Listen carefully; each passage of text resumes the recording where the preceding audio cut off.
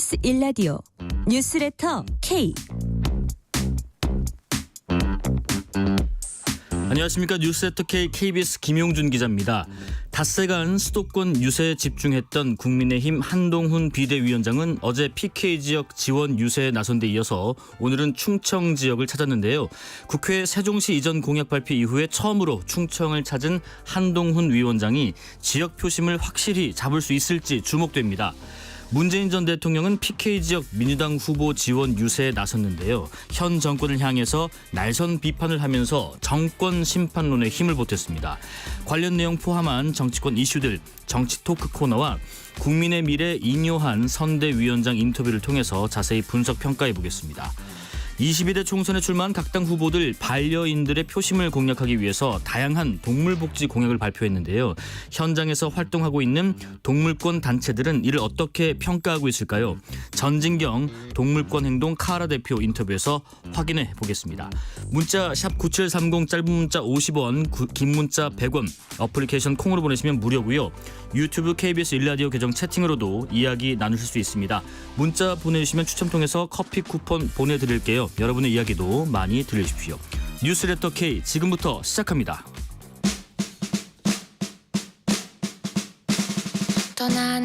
100원의 기적 총선 후보 김칫국 방지 프로젝트 뉴스레터 K 주파수를 빌려드립니다. 내가 먹고 싶었던 건 달리단 밤양갱이 아니고요. 내가 뽑고 싶었던 건 이런 후보다. 이번 총선에서 이런 후보를 뽑겠다 말씀하고 싶은 분들은 4월 4일까지 문자나 댓글 남겨주세요. 문자 남겨주신 분들 중에서 추첨을 통해서 커피 쿠폰 보내드리고요. 청취자 여러분의 이야기도 직접 들어보는 시간 가져보겠습니다. 어플리케이션 콩으로 보내시면 무료고요. 문자는 샵 9730, 짧은 문자는 50원, 긴 문자는 100원입니다. 100원의 기적, 여러분의 목소리를 들려주세요. 내가 먹고 싶었던 건 달달한 밤양갱. 네, 100원의 기적 김칫국 방지 프로젝트 뉴스레터 K 주파수를 빌려드립니다. 계속해서 문자와 콩 또 유튜브 통해서 접수 받고 있는데요. 많은 분들이 참여해주고 계십니다. 또 한마디 하겠다 신청도 해주고 계신데 근데 제가 좀 부담스럽나요? 저랑 1대1로 대화 나누십사 하니까 부담스러워 하시던데 막상 통화해보면 저 굉장히 편안하고 따뜻한 사람입니다. 걱정 마시고 신청해 주십시오. 오늘 하루 가장 뜨거운 뉴스만 골랐습니다. 뉴스레터 K 여야 정치 토크 청년 정치인분들과 함께합니다. 손수조 정책연구원 리더스 대표 하헌기 전 민주당 상근 부대변인 나오셨습니다. 안녕하십니까? 네, 안녕하세요. 예. 우선 재외선거 투표율이 62.8% 역대 총선 중에 최고치다 이렇게 나왔는데 관심들이 상당히 뜨겁습니다. 손 대표님 이렇게 높은 투표율 재외선거 어떻게 평가하세요? 그러니까요. 저도 오늘 뉴스 보고 깜짝 놀랐는데 네. 이게 재외투표라는 것이 2012년 그러니까 19대 총선에 처음 도입됐지 않습니까? 그래서 쭉 한번 투표율을 보니까 19대 때가 45.7%, 네. 그리고 20대가 41.4%, 21대가 23.8%뚝 떨어졌다가 네, 네. 이번에 62.8%가 나왔어요. 그러니까 보통 각 당마다 투표를 많이 하면 각 당이 우리에게 유리하다 이렇게 예. 얘기를 하시지만은 사실상 여러 가지 데이터들을 보면은 재배선거라든지 사전 투표율이 높을수록 민주당 쪽에 유리해 왔던 것이 사실이죠. 네네. 근데 하지만 이번에도 꼭 그렇다라고는 말할 수는 없겠지만 그래도 이만큼 관심이 많으시다. 왜 그럴까? 네. 왜 그럴까? 네. 관심이 기초가 주목되는 부분이네요. 하헌기 부대변인 왜 관심이 이렇게 높을까요? 거의 높은 건 좋은 거죠. 네, 제 생각입니다만 이번 정권 들어와서 국내 정치에 대한 이슈가 국익 훼손으로 이어진 경우가 꽤 있었습니다.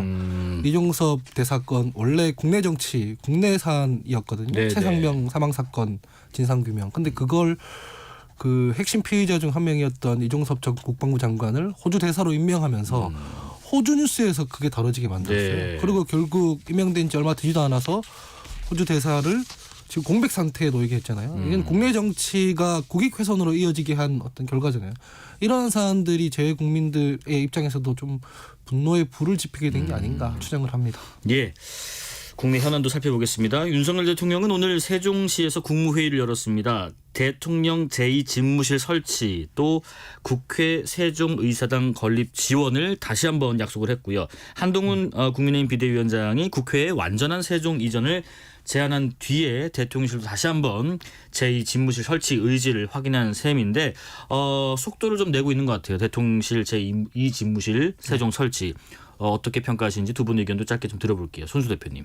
예, 이 국회 및 예. 대통령 제2집무실의 이제 세종시 이전 공약은 대선 공약이었죠. 네네. 국민의 절반 이상이 굉장히 긍정적으로 봤던 대선 공약이었고 예. 특히나 그 지역 우리 충청권에서는 약 80% 가까이가 많이 찬성을 했던 공약이기도 하죠. 네.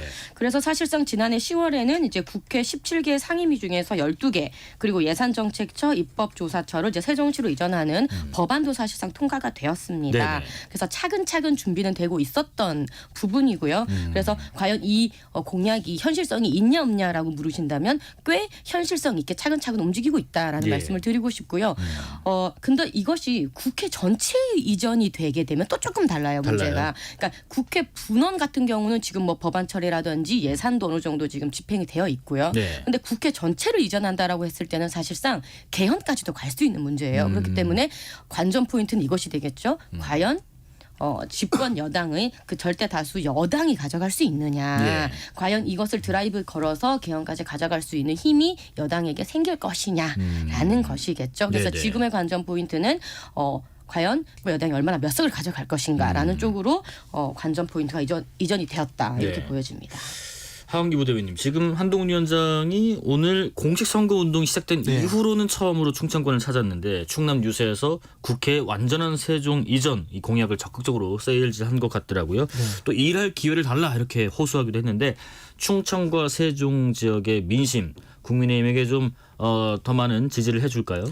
크게 영향 못 미칠 것 같습니다. 그래요? 일단은 그 국회의사당 전체를 세종시로 이전하겠다라는 예. 건 좋은 말씀이고 네. 좋은 기회라고 생각을 하는데 이게 손수조 대표님 말씀하신 것처럼 개헌 사항이거든요.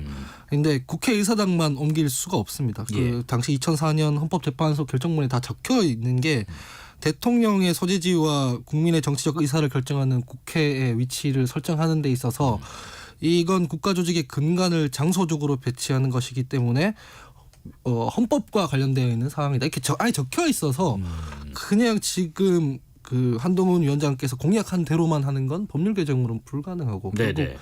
결국 헌법을 바꿔야 하고 그러려면은 야당과 합의를 해야 되잖아요. 근데 그런 구체적인 로드맵, 청사진 이런 것들에 대해서는 제시를 하지 않고 있기 때문에 예. 아마 지금 정도의 얘기라면은 지역 유권자들도 그냥 선거 때 정치적 레토릭 정도로 보고 있는 게 아닌가 싶고 예. 저는 이거 좋은 말씀이라고 생각하기 때문에 기왕 이렇게 됐으면 이 부분에 대해서는 우리가 정당 간에 싸울 건 싸우고 그러고 있지만 좀 공동의 특위 같은 걸 만들어서 다음 국회에서라도 좀 진지하게 추진하는 논의 테이블을 만드는 게 어떨까 싶습니다. 5558님 안녕하세요. 뉴스레터 K 들으면서 저는 나라를 위해 최선을 다해줄 후보가 누굴까 생각하고 있습니다라는 의견 주셨습니다. 여기 지금 세종에서도 세종갑 지역이요. 민주당의 이영선 후보의 공천이 취소되면서 지금 국민의힘의 류재화 후보와 새로운 미래 김종민 후보가 맞붙고 있는데 뭐 류 후보는 여당의 행정수도 이런 이전 의지에 대한 기대감을 굉장히 드러내고 있고 새로운 미래의 김종민 후보는 정권 심판론 강조하면서 한동훈 위원장이 전형적인 여의도 정치를 하고 있다 평가하던데 손수 대표님 양 후보의 이런 평가 어떻게 생각하시는지요? 원래 선거에서 예. 중원을 잡는 자가 뭐 이제 승기를 잡는다. 예, 승리를 잡는다 네. 말이 많이 있었지 않습니까? 네. 그래서 지금 충북, 충남, 대전, 세종 이렇게 총 28개 중에서 약 10개 정도가 경합 중입니다. 보면요.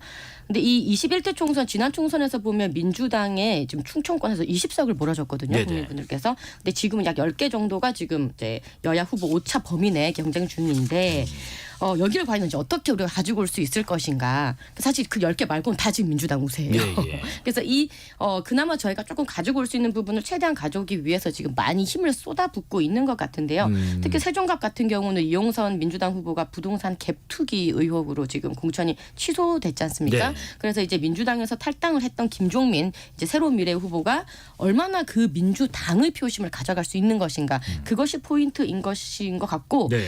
근데 이제 제가 볼 때는 아까 우리 이제 하원기 부대변인께서 말씀하셨던 그런 좀 여야의 이 지역에 있어서는 특히 이 세종 이전의 문제가 핫 이슈기 때문에 뭐 당끼리 어떤 건 당심도 중요하겠지만 나중에 TF를 꾸린다든지 해서 이 이슈를 얼마나 우리가 긍정적으로 가져갈 수 있을 것인지. 왜냐하면 지금 세종시 이전에 대한 행정수도에 대한 거는 사실 2004년 노무현 정부 때부터 나왔던 얘기거든요. 네네. 그러니까 이거를 얼마나 국회에 들어가서 여야 합의하에 뭐 TF를 꾸린다든지 한다든지 해서 얼마나 건설적으로 이 이슈를 정책 이슈를 가져갈 것인가에 대해서 얘기를 하는 것이 훨씬 더 낫지 않겠냐. 그것이 우리나라의 이제 뭐 건설적인 발전을 위해서도 더 좋은 부분이 아니겠냐 예. 생각해 봅니다.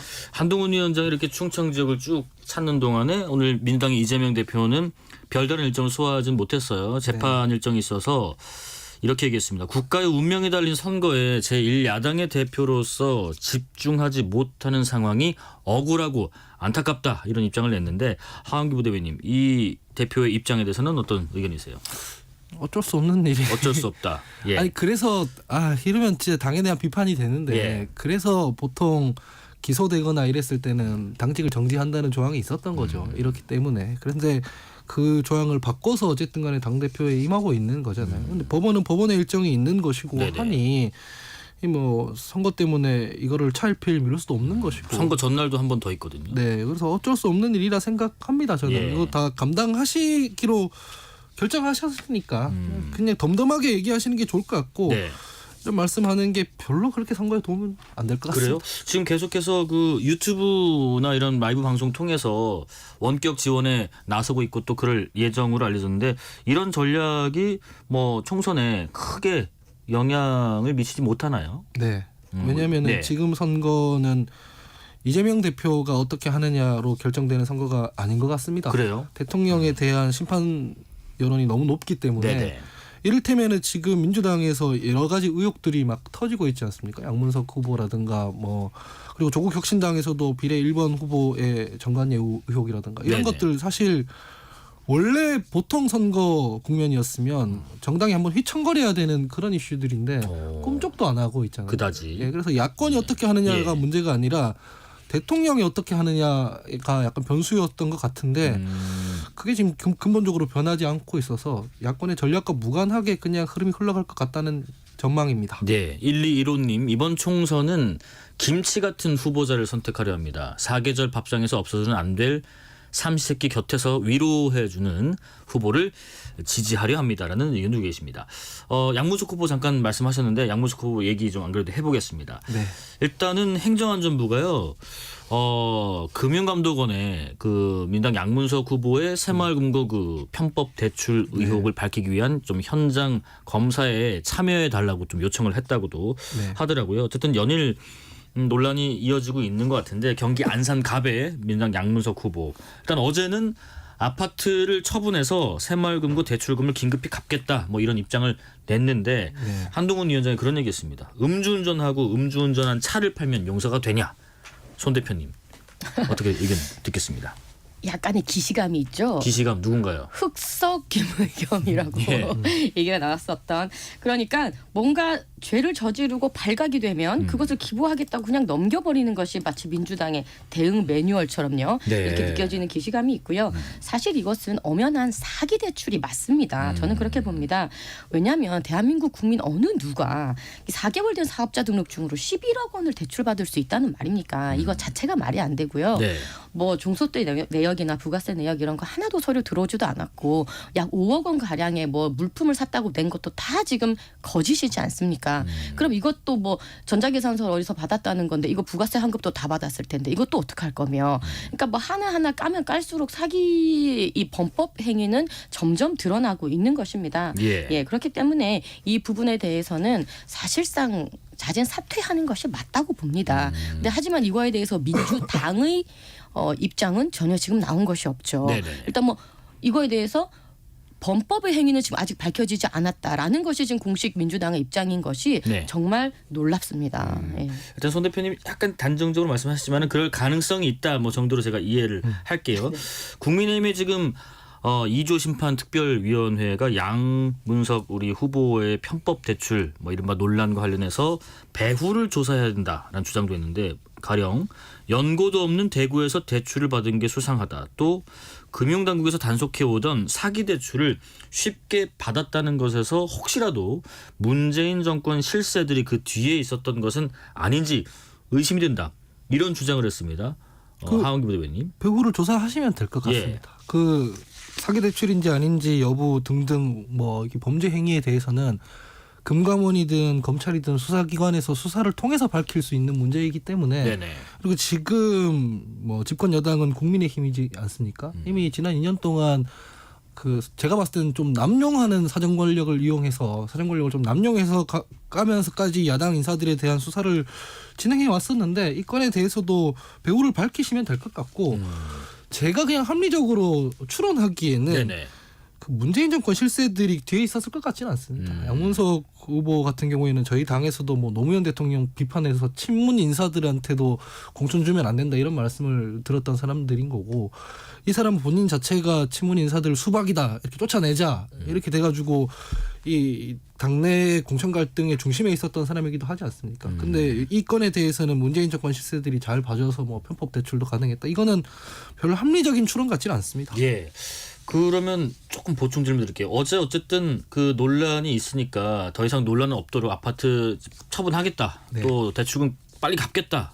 그리고 만약에 이익이 생기면 이거 전액 공익단체에 기부하겠다까지 했는데 이런 얘기들 어떻게 뭐 부모 찬스 논란도 빚어지는 상황도 있는데 선거 막판에 어떤 수도권 표심 그리고 특히나 2030 우리 청년층의 표심에 이 논란과 사안이 좀 영향을 미칠까요? 하한기 부대변인?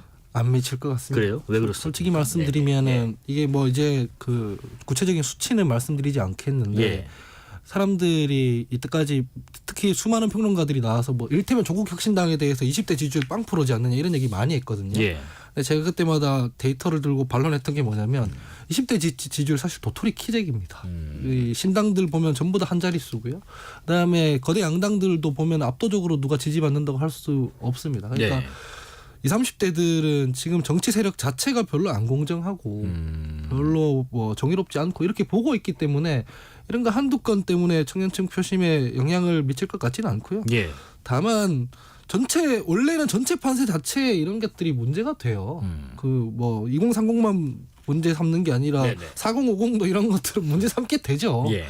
그럼에도 불구하고 아까 말씀드렸다시피 정권 심판론이 너무 강하고 공고하기 때문에 이게 화가 남에도 불구하고 일단은 윤석열 대통령의 권력 팽창부터 막고 보자는 심리가 더 강한 것 아, 같습니다. 그래요. 그거를 누르고 있는 상황이다. 네, 이게 옳아서 예. 그렇다기보다는 알지만 이 건 때문에 안 들린다. 우선순위를 예. 봤을 때는 일단 정권 심판부터 하자 이 생각이 너무 강한 것 같아요. 손 대표님 생각은 어떠세요? 2030 청년층 표심에 그다지 영향이 없을 것이다 하셨는데요.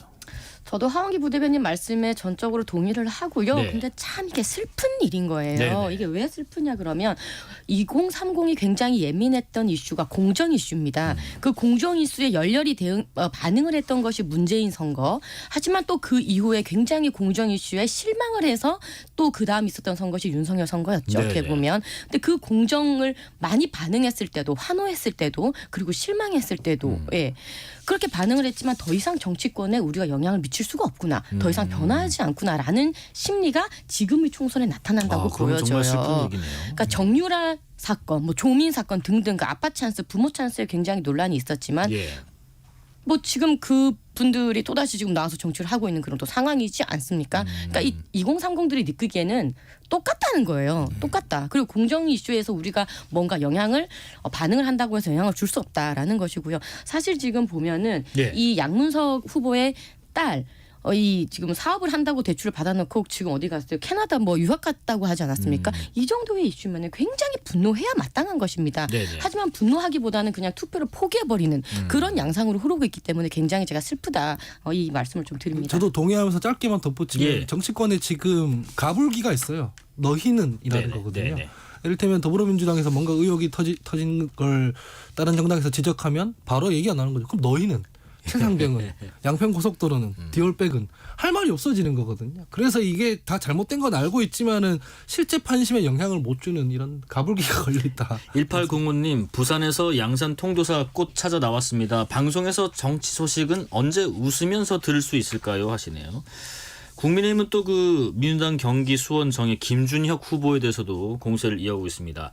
박정희 전 대통령과 또 군 위안부 관련 발언도 논란이 있고요. 이화여대생 미군 장교 성상납 발언까지 또 추가로 나오다 보니까 이른바 막말 논란에 휩싸이는데 이화여대 측에서 오늘 입장문을 냈죠. 법적 대응하겠다. 후보직 사퇴를 촉구한다 했습니다. 손 대표님 의견 들어보겠습니다. 제가 이화여대 출신이라서 여쭤보시는 건 아니죠. 이화여대 나오셨죠? 예. 그러니까 이런 지금 정치권의 막말 수위가 굉장히 높아졌고 예. 이것을 견디는 국민들의 심리도 굉장히 이제 높아졌다. 어느 정도의 수준이 아니면 이제 반응하지 않는 수준에 왔다. 네, 이런 말씀을 드리고요. 예. 지금 이제 이 정치권에서 국민들에게 어느 정도 감동이 있는 그런 선거를 해야 한다고 늘 얘기를 하지 않습니까? 네. 하지만은 전혀 그런 모습을 보이지 못했고 특히 이제 뭐 다른 당 얘기할 것 없이 국민의힘 얘기를 먼저 해보면 사실 한동훈 위원장께서 처음 등판을 하면서 조금 더 개혁하고 그런 감동이 있는 공천이라든지 뭐 시스템 공천 이런 부분을 늘 말씀을 하셨지만 그것이 끝까지 가져가지는 못했어요. 그렇기 때문에 늘 말만 있고 그 예. 말의 수위는 점점 높아지지만 행동으로 보여지는 것은 하나도 없는 그렇기 때문에 국민들의 이제 실망이 이렇게 나오는 것 같습니다. 예. 조사가 필요한 부동산 이런 것들이야 저도 뭐 좀 따져볼 필요가 따져보고. 있다고 생각하는데 예. 이거 뭐 무슨 과거 발언. 박정희 예. 대통령 뭐 성상납 위안부 이 발언은 제가 공천권자였으면 지금 공천 취소했을 것 같습니다. 왜 그렇습니까? 이게 매우 부적절하고 이거는 조사가 필요한 사안이 아니잖아요. 이런 인식으로 공직에 임할 수 없다고 저는 생각합니다. 혹시 민주당에서 두 후보 관련해서 어떤 대응을 하는 게 보이는 게 있나요? 아니면 전혀 보이는 게 없죠. 딱히 예. 감지된 거 없다. 예. 5803님 국회의원과 자치단체장 공약 차이가 없어요. 지역 공약만 있습니다. 국회의원답게 국가의 미래를 고민하는 후보가 필요합니다라는 의견 주십니다. 자, 최근에 문재인 전 대통령 행보도 얘기해 보겠습니다. 어제 경남 양산 또 부산 사상 여기 찾아서 깜짝 지원 유세를 또 했고요. 오늘은 울산 지역 후보들과 또 유세 나섰던데 어제는 윤석열 정부에 대해서요. 70평생 이렇게 못하는 정부는 처음 본 것 같다 이렇게 비판하기도 했습니다. 문재인 전 대통령께서 이렇게 본격적으로 선거 지원에 나서는 이유 하원기 부대변인 뭐라고 생각하십니까? 그럼 뭐 민주당의 지금 뭐 친문 친명 갈등 이런 것도 심했고 예. 그래서 지금 뭐 국가와 공동체를 위해서 하신다고 저는 그냥 그렇게 있는 그대로 받아들이고 있고요.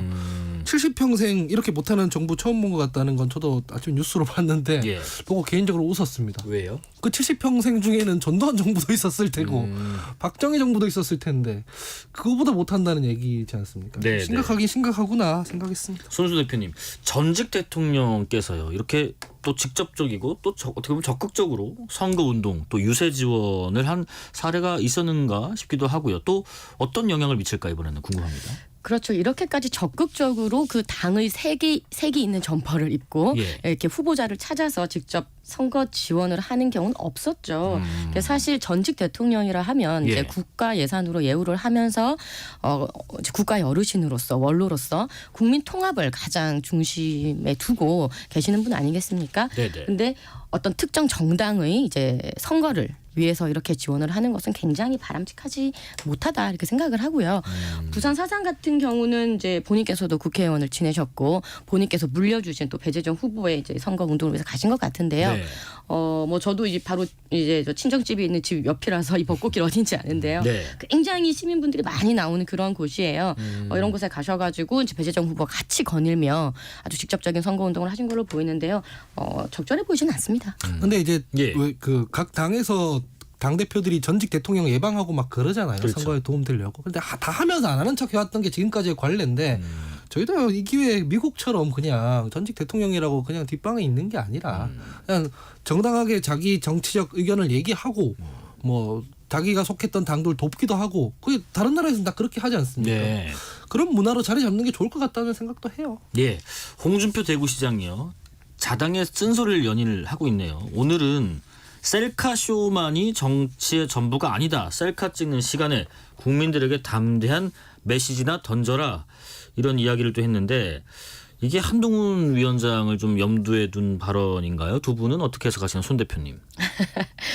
글쎄요. 이런 메시지가 나와버리면 예. 차기 대권 가지고 싸운다 이런 얘기가 또 나올 수밖에 없게 그래요? 되잖아요. 그러니까 굳이 지금 한동훈 위원장이 고생하시면서 전국 다니고 계신데 네. 이분이 지금 셀카만 찍는 건 아니지 않습니까? 굳이 이 부분을 콕 찍어서 이렇게 비판하실 부분은 뭐 아니라고 보여지는데요. 왜 여기만 콕 찍어서 셀카 찍냐 그러셨을까요? 아니 지금 뭐 한동훈 위원장이나 당 내에서 지금 대통령한테 막 들이받고 있잖아요. 예. 거기에 대해서 본인은 좀 차별화하는 어필도 지지층에 하고 그런 게 아닐까 싶습니다. 네. 셀카 쇼를 한동훈 위원장이 많이 하나요?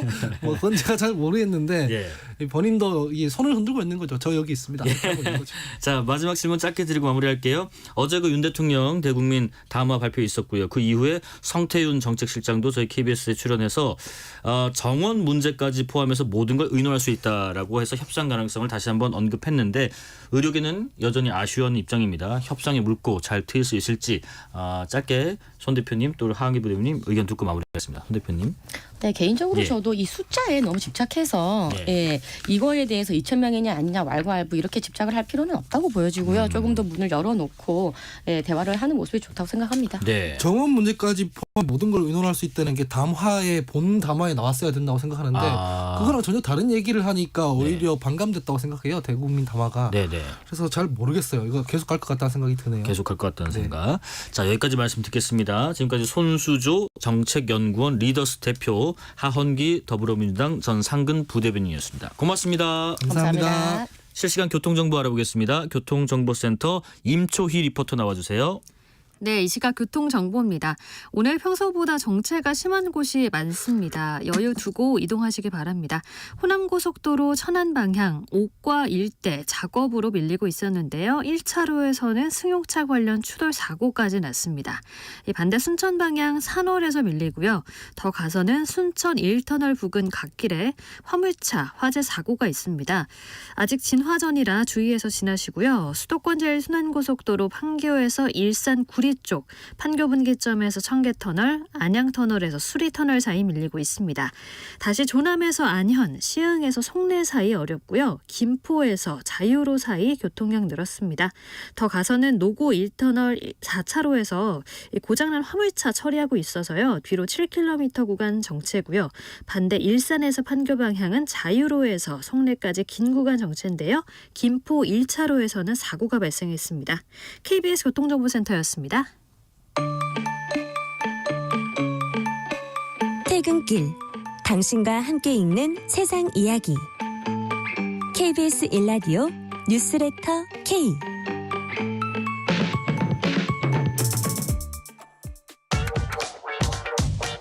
뉴스의 진수를 보여주는 인터뷰 뉴 진수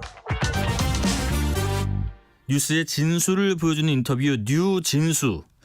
반려동물을 키우는 가구가 600만에서 1000만 명을 넘는다는 추산이 있습니다. 그러다 보니 선거를 앞두고 여러 정당과 또 후보들은 반려동물을 키우는 유권자의 표심을 얻기 위해서 다양한 동물권 관련 공약을 내놓고 있는데요.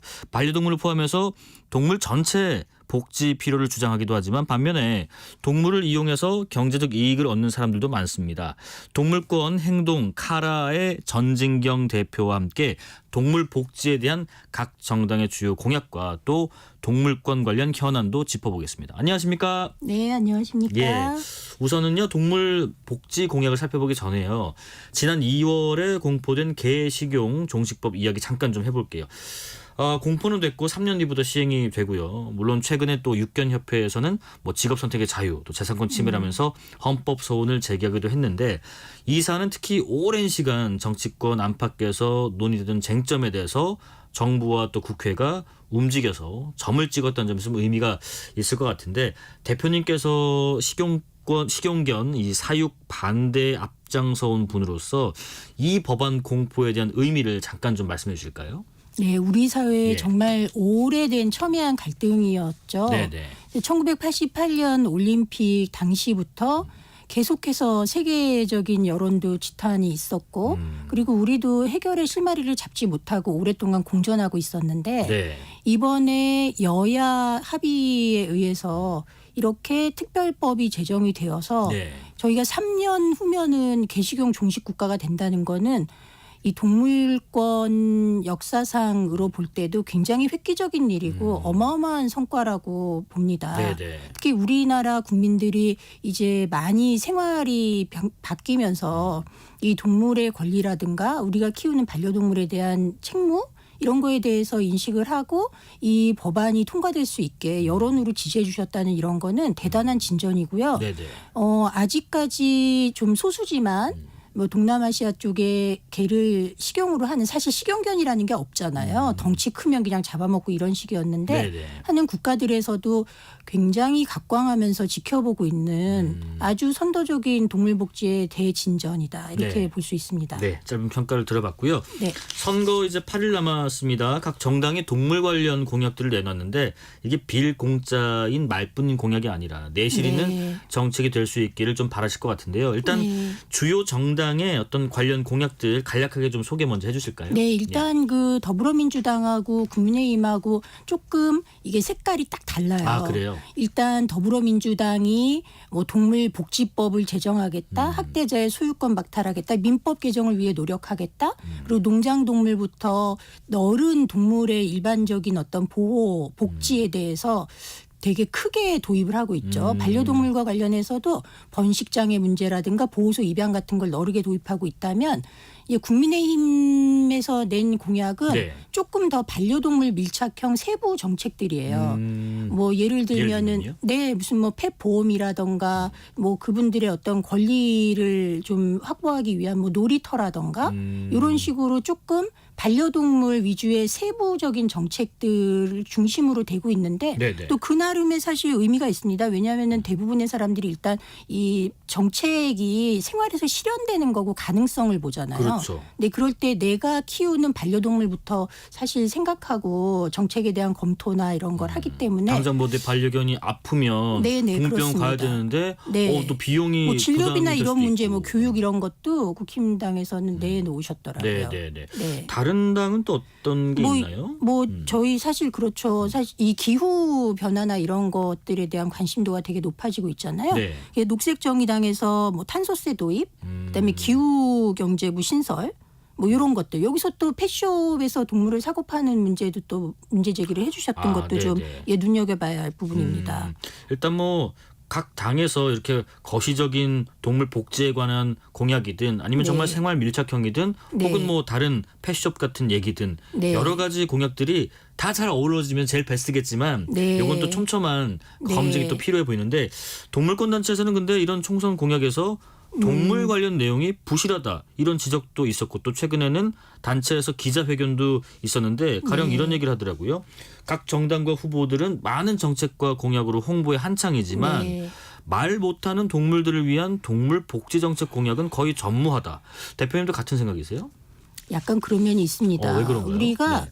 이 아무래도 너무나 많은 어떤 사회 정책 이런 변화를 요구하는 영역들이 많잖아요. 예. 그러니까 여전히 우리 사람들을 위한 정책이나 이런 것들 사람들이 주로 관심을 가지고 표가 움직일 만한 곳에 집중되어 있는 거는 사실이에요.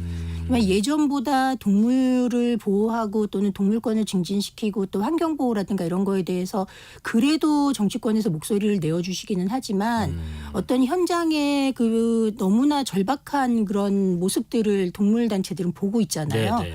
그럴 때는 여전히 부족하다 이런 생각을 또 가지게 되고요. 특히나 작년에는 굉장히 뚜렷한 동물권의 진전이 있었어요. 예. 이 곰을 철창에다가 가두어서 쓸개를 빼기 위해서 사육곰을 학대하면서 키우는 네네. 사육곰 산업 이게 종식이 됐고요. 네네. 또 개식용 종식도 3년의 유예기간이 있지만 종식을 했잖아요. 그러니까 이런 엄청나게 큰 성과들을 이뤄낸 상태거든요. 예. 그렇기 때문에 어떻게 보면 새로 이 정치권에서 내놓는 공약들이 이미 그런 큰 진전을 이룬 상태라 또 피부에 많이 크게 와닿지 않는 부분도 있을 것 같은데 네. 그러니까 모든 상황은 그렇습니다. 저희가 현장에서는 너무 절실하다. 그런데 아무래도 여전히 사람들을 위한 정책보다는 후순위로 밀리잖아요. 밀린다. 그러니까 저희 예. 동물단체는 또 이런 목소리를 내는 게 저희 역할이고요. 그래서 예. 그런 기자회견이 된 것 같습니다. 청취자분들 중에서는 또 그런 생각하시는 분도 계실 것 같아요. 동물에게 이 세금을 쓰는 게 과연 뭐 합당한 건가, 네. 부당하지 않느냐 이런 분도 있으실 것 같고 또 네. 포퓰리즘성 정책이다 이런 주장을 하신 분도 있을 것 같은데 여기에 대해서 대표님 의견 좀 들어볼게요. 네, 아까 그 앵커님께서 예. 잘 도입을 해주셨듯이 네. 이게 우리가 반려동물을 키우고 동물과 사는 게 인간하고 동물하고 이렇게 구분해서 동물들을 위한 것이라고 하고 동물을 키우는 사람들만을 위한 정책이라고 할 수 있느냐 하는 문제인 것 같아요. 네네. 지금 우리 5천만 인구 정도 되는데 2,100만 정도가 반려동물하고 살아요. 네. 그러니까 550만 가구가 이 반려동물을 키우고 있거든요. 1,300만 마리 이상을 키우고 있단 말이요. 네네. 그러면은 이거는 되게 사회 일반의 문제인 거죠. 이게 그 동물만을 키우는 어떤 특별한 문제가 아니고 예. 더 나아가서는 지금 우리 뭐 맨날 식탁에서 만나는 동물, 그리고 길에서 마주치는 길고양이 이런 동물들은 그냥 우리하고 분리할 수 없는 그냥 하나의 사회와 국가를 이루는 하나의 요소인 거예요. 네네. 근데 그 동물들을 보호하기 위한 정책, 우리가 사는 환경을 구성하고 있는 거잖아요. 예. 그것을 일부의 동물을 키우는 사람들만을 위한 포퓰리즘적 정책이라고 말하는 거는 저는 좀 잘 맞지 않는 것 같습니다. 하긴 뭐 저도 퇴근하고 아파트 단지 이렇게 뭐 산책을 하면은 전부 다 반려견 네. 산책시키시고 하는 걸 또 네. 보고 있습니다. 네. 반려동물 정책을 시행하는데 필요한 이 비용, 이 비용은 반려동물 보유세를 걷어서 충당하자 이런 네. 주장도 제기가 되는데 대표님 네. 의견은 어떠세요? 그러니까 선진국에서 개세 이렇게 텍스를 네. 걷는 거죠. 네. 개를 키우면 우리가 주민세 내는 것처럼 개도 세금을 내는 그런 정책인데요. 네네. 사실 이 정책의 도입에 대해서 굉장히 오랫동안 검토가 되어 왔고 또 동물권 진영에서는 사실 이거 반대하지 않았어요. 그런데 문제는 이게 거부감이 너무 큰 거예요. 우리나라 이 동물의 복지 수준이라던가 반려동물에 대한 보호 수준이 개를 막 먹었잖아요. 그리고 키우던 개를 막 보호자가 잡아먹기도 하고 네. 또 장에 내다 팔기도 하고 버리기도 하고 네, 뭐 지금 길에서 그냥 버리는 풀어놓기도 것도 하고. 예. 맞습니다. 이제 이런 상황에서 이 개세를 도입하는 게 너무 문화격차가 커서 아직 논의하기 시기상조라는 건 있었지만 이 도입의 필요성이나 이런 부분에 대해서는 네. 상당히 긍정적으로 얘기가 되어 왔고 시기에 대한 어떤 그 검토 이런 거가 되고 있었을 뿐인데 이제 개식용이 종식된 이런 상황에서 우리가 너무 많은 분들이 반려동물하고 살고 있잖아요. 네네. 그럼 내가 어떤 권리를 향유하기 위해서 사실 그런데 필요한 뭐 여러 가지 정책적인 것들 있잖아요. 놀이터도 만들어야 되고 사실 그런 뭐 보호 체계도 만들어야 되고 이런 거를 하는데 내가 떳떳하게 세금 낼 거 내고 하겠다라고 하시는 분들이 의외로 많으세요. 그래서 이제 검토할 때가 됐다고 생각을 합니다. 네, 이제는 뭐 그 수준에 우리가 도달했고 해왔다라고 네, 충분히 봐도 그렇게 생각합니다. 괜찮다는 말씀이시고 반려인과 또 비반려인들의 어떤 갈등을 좀 줄이기 위해서 반려동물의 사회적 지위부터 좀 손봐야 한다 이런 얘기도 있던데 가령 이제 우선은 동물권에 대한 인식이 사회 전반에 좀 자리 잡아야 하고 그러기 위해서는 동물은 물건이 아니다라는 의식이 앞서야 한다는 얘기인 것 같은데 조금 더 자세히 설명을 좀 들어볼게요. 네, 맞습니다. 우리가 이제 같은 동물을 보고도 네. 어떤 사람은 저거를 그냥 펫숍에서 사는 물건처럼 생각하는 분도 있고 네. 어떤 분은 그 개체성이나 그 고귀한 생명이라고 생각하고 버려진 동물을 구조하는 사람도 있고 네네. 다양하잖아요. 이분들이 갖고 있는 동물에 대한 인식은 대단히 다양한 수준일 거예요. 예. 근데 우리 국민들의 대다수가 동물은 물건이라는 현행 법에 되게 거부감을 느끼세요. 민법상은 아직은 네. 동물은 물건으로 돼 있지. 네, 민법 98조에는 국민은 누구든지 이 동물을 보고 저게 물건이야라고 생각한 사람이 없고 그거는 아마 어린아이부터 뭐 어른까지 똑같은 인식일 거예요. 네네. 근데 법상으로는 인간, 물건 이렇게 돼 있고요. 이 동물은 기차나 자동차처럼 움직이는 물건이에요. 네네. 근데 이게 굉장히 정서상으로 받아들여지지 않거든요. 근데 법상으로 그렇게 돼 있기 때문에 사실 그 민법에서 모든 우리의 생활이나 이런 것들을 이렇게 규정을 해놨기 때문에 우리의 인식을 지배하는 그런 여러 가지 사회 제도 같은 것들이 거기서 다 규정이 되기 시작하죠. 네. 그러면서 인식의 진전을 가로막고 있는 거예요. 물론 감정적으로 이게 아닌 거를 뻔히 아는데 네네. 현실에서는 이게 모든 게 동물이 물건이 돼서 압류할 수도 있고 뭐 이걸 가지고 물건처럼 막 매매하고 다 그런 것들이 되잖아요. 그러니까 예. 이게 상충이 되는 거죠. 내 인식과 법이 상충이 되는 거고 법에서 파생되는 제도가 그런 어떤 나의 감정하고 반하는 것 쪽으로 쭉 구축이 돼 있잖아요. 네네네. 그러니까 우리가 어떤 동물하고 공존하는 세상을 향해서 나아가야 되는데 이때 법이 가로막고 있는 상황이라고 보시면 될 것 같습니다. 1918님 동물권이 정말 중요하지만 반려동물을 키우는 분들 책임도 강화하면 좋겠다는 말씀도 주십니다. 방금 말씀하신 것처럼 민법은 현재 동물은 물건으로 보고 있고 하지만 개정 움직임은 있습니다. 네. 국회에서도 개정안이 발의가 됐었고요. 네. 법무부에서도 동물은 물건이 아니라는 조항을 신설해서 네. 국회에 제출했는데 네. 법사위에서 아직 계류 중이고요. 네. 이게 또 법적인 혼란 또 분쟁이 발생할 우려가 크기 때문에 아직 처리가 안 된다고 들었는데 어떤 혼란과 분쟁이 우려되기 때문일지요? 이게 굉장히 세부적인 법적 문제나 이런 부분은 이제 저희는 동물보호단체이고 하니까 네. 그런 거보다는 일반적으로 왜 그런가 궁금하신 부분들이 있을 것 같아요. 네네. 이게 뻔히 동물은 물건이 아닌데 그 법 개정이 왜 힘들어? 하면 되잖아. 이렇게 생각하시는 분들이 되게 많거든요. 네. 근데 가장 핵심적인 쟁점은 소유권이에요. 이게 물건이면 내 소유거든요. 예. 예를 들어서 어떤 분이 돼지를 1000마리를 키우는데 너무 열악한 환경에서 학대하면서 키워요. 네네. 그럼 이거 학대잖아요. 그럼 그분의 소유권이 우선이냐, 저 동물에 대한 복지가 우선이냐? 학대잖아. 그러면은 저거 소유권 박탈해야 되는 거 아니야? 네. 이런 이 어떤 소유권 문제 때문에 그러는 거예요. 어떤 사람이 개를 막 학대를 해요. 그러면은 긴급 피난이나 이런 거를 통해서 그 동물들을 일단 학대자로부터 분리를 해야 되는 거잖아요. 네네. 그 동물의 어떤 그 보호를 위해서. 근데 소유권은 여전히 그 학대자가 있거든요. 예. 그러니까 이런 부분들이 민법이 가로막고 있는 부분이에요. 그 소유권 부분.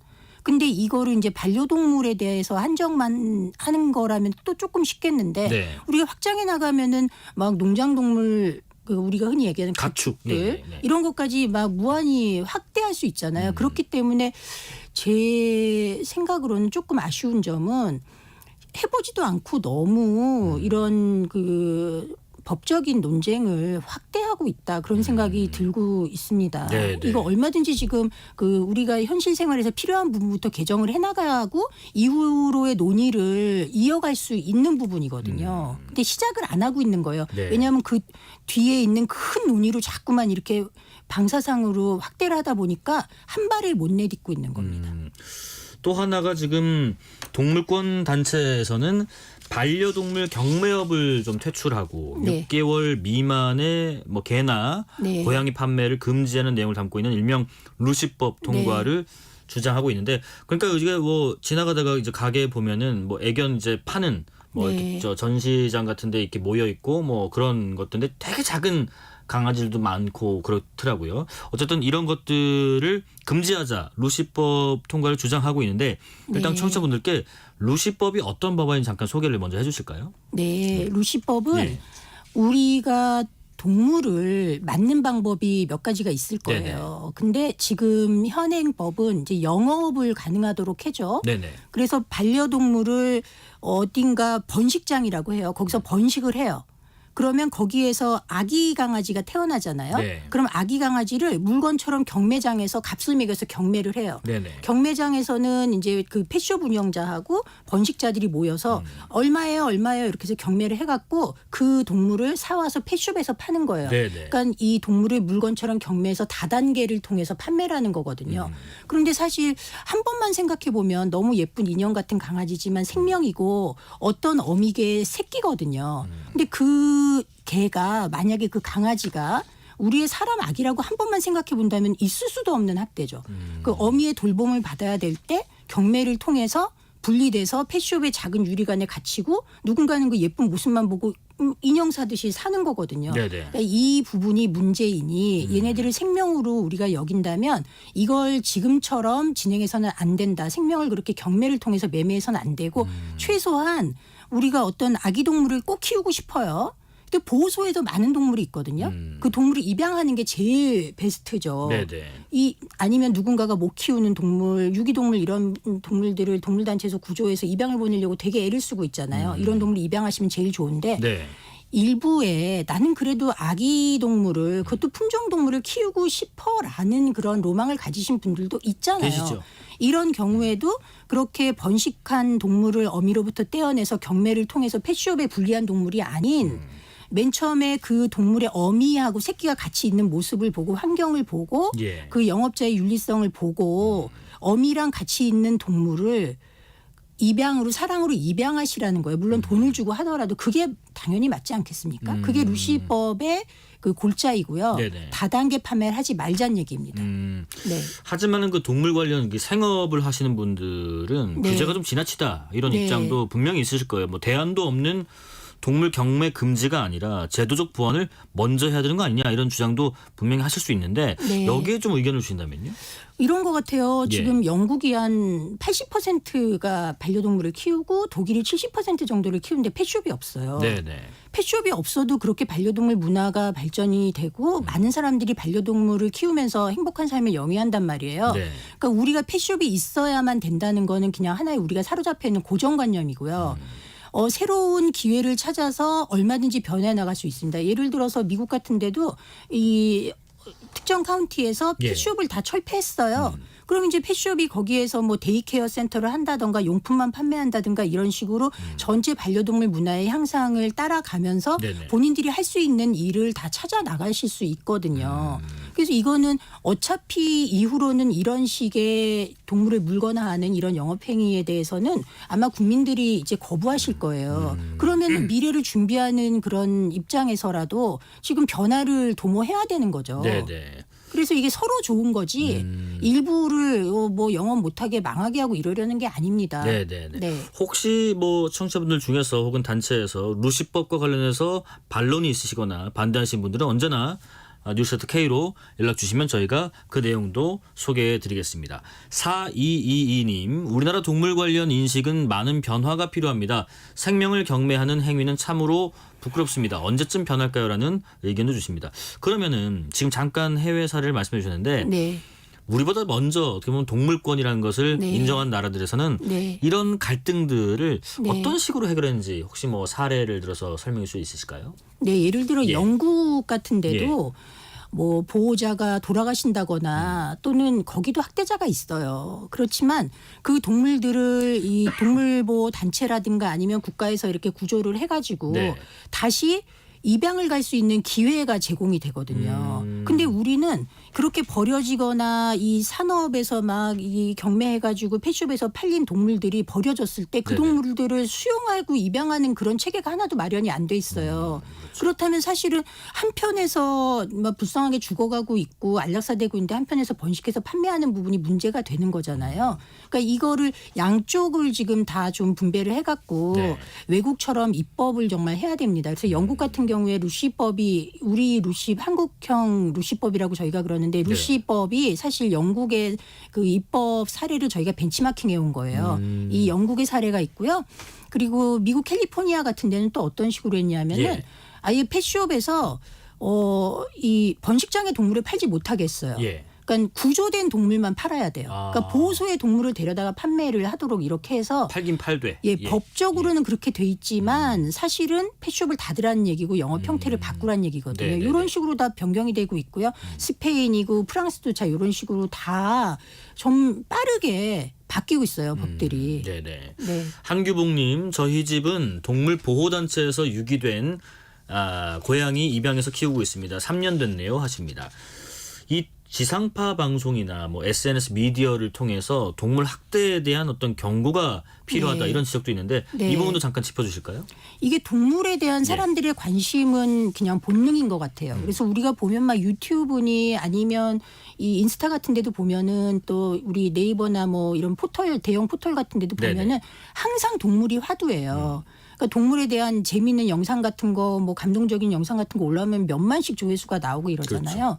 그러니까 동물에 대한 양가적 감정이 있는 거예요. 이거를 가지고 내가 이 동물에 대한 엽기적인 학대나 이런 거를 해서 관종처럼 주목받아야지. 이런 것 때문에 유튜브나 이 인스타 같은 데 학대가 일어나는 거거든요. 네. 그래서 이 부분은 정말 굉장히 큰 문제고 사람의 정서도 해치고 동물학대는 당연하고요. 그렇기 때문에 그 포털 구글이나 우리로 치면 카카오 같은 데 운영자의 도덕적 책무를 강화해야 됩니다. 그래서 그런 영상들이 아예 못 올라오게 네. 그걸 관리를 해야 되고요. 그리고 그럼에도 불구하고 그런 게 적발이 되면 그 도덕적 책무를 강화해서 그 신원 확보를 해갖고 강하게 처벌해야 되는 겁니다. 네. 그 처벌 말씀하셨는데 마지막으로 그 동물 학대 근절을 위해서 처벌이 좀 강화돼야 된다라는 주장이 있는데 대표님 네. 생각은 어떠세요? 현재 그 우리나라 동물보호법상 처벌량이 선진국보다 결코 뒤지지 않아요. 네네. 근데 문제는 실제로 이 고발을 했을 때 수사가 돼서 법적으로 치밀한 어떤 수사 결과에 따라서 이제 검찰에서 기소하고 처벌까지 이르는 그 비율이 너무 낮은 거예요. 그러니까 영국 같은 경우에 보통 기소율이 90%가 넘거든요. 예, 예. 근데 우리는 지금 거의 40% 정도만 기소가 되고 나머지는 안 되고 있단 말이에요. 재판까지 가는 자체가 일단 큰 차이가 있고요. 네, 큰 차이가 있고 네. 그게 또 법적으로 처벌되는 처벌 양도 굉장히 동물 학대 사건의 경우에는 그래도 사람이 우선이지 그러고 너무 온정적으로 하는 거예요. 그렇다 보니 이게 진전이 안 되는 거고 네. 처벌이 계속 안 되고 안 되다 보니까 양형 기준 자체도 안 만들어지는 거예요. 양형 기준이 만들어지려면 처벌 사례들이 많이 축적이 되고 그렇죠. 거기에서 양형 기준을 만들어야 되는데 그게 거기까지도 가고 있지 못하거든요. 그러니까 이제 경찰이 이게 얼마나 반사회적인 행위인지를 네. 인식을 하고 제대로 수사하고 검찰도 지금 같은 태도를 버리고 이게 되게 중요한 사안으로 다뤄져서 기소율도 높이고 그런 그 여러 가지 판례들이 축적된 걸 갖고 양형률을 만들어서 우리가 제대로 처벌해 나가는 게 중요합니다. 네. 자, 여기까지 말씀 듣겠습니다. 지금까지 동물권 행동 카라의 전진경 대표였습니다. 고맙습니다. 네, 감사합니다. 6시에 2부 이어가겠습니다.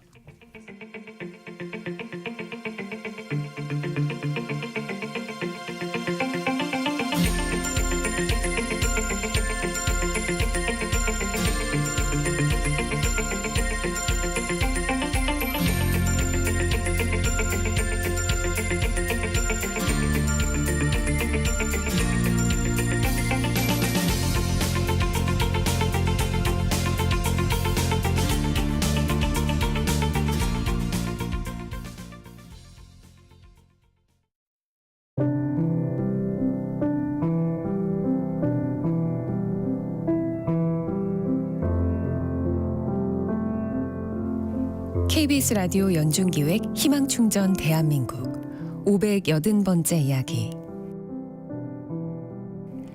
안녕하세요. 아나운서 유지원입니다. 지용이는 어릴 적부터 집안의 실질적인 가장이자 보호자였습니다. 지적장애 3급의 엄마와 지적장애 2급의 형을 돌보며 살아온 지용이.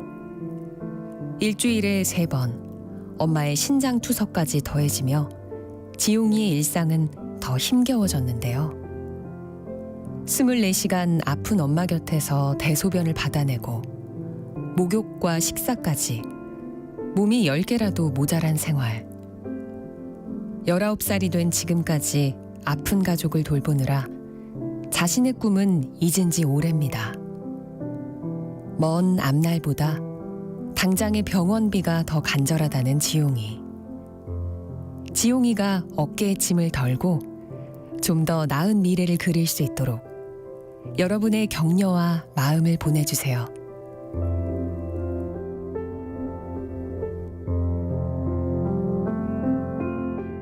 여러분의 따뜻한 손길이 희망의 빛이 됩니다. ARS 060-700-1580 060-700-1580 한 통화 3,000원으로 희망을 선물해 주세요. KBS 라디오 연중기획 희망충전 대한민국은 초록우산 어린이재단, 인탑스 주식회사, 그리고 청취자 여러분과 함께합니다. ARS 060-700-1580 한 통화 3,000원입니다.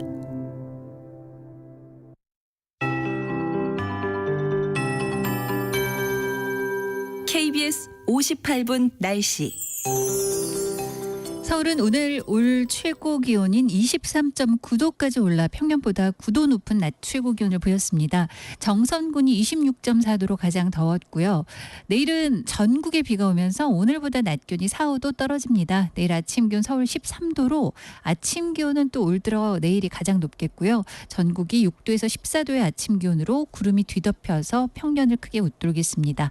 내일 낮 기온은 오늘보다 대부분 낮아지면서 서울 20도, 세종대전, 부산 16, 광주 17도 등으로 비가 내려서 오늘보다 내일 기온이 낮아져도 평년보다는 높겠습니다. 이번 주는 대부분 아침 기온 9도 안팎, 낮 기온 20도 안팎을 유지하겠습니다. 현재 제주와 남해안에 비가 오고 있습니다. 제주는 호우특보와 강풍특보가 동시 발효 중인데요. 그 밖에 남부지방으로 이들 지역에 비가 확대되겠고요. 내일은 전국에 비가 오다가 중부지방은 내일 저녁 대부분 그치고 강원 영동과 남부지방은 내일 늦은 밤까지, 제주는 모레 새벽까지 이어지겠습니다. 예상 강우량 제주와 남해안 가장 많은데요. 남부지방이 10에서 60, 최고 80mm 이상, 제주는 20에서 100, 산지 최고 150mm 이상, 중부지방은 대부분 15에서 20mm인데요. 수도권은 5mm 내외로 양이 적겠습니다. 비 오기 전까지 건조특보 발효 중인 수도권 일부와 강원 영동은 대기가 매우 건조하겠습니다. 지금 서울 기온 20도입니다. 최영우였습니다.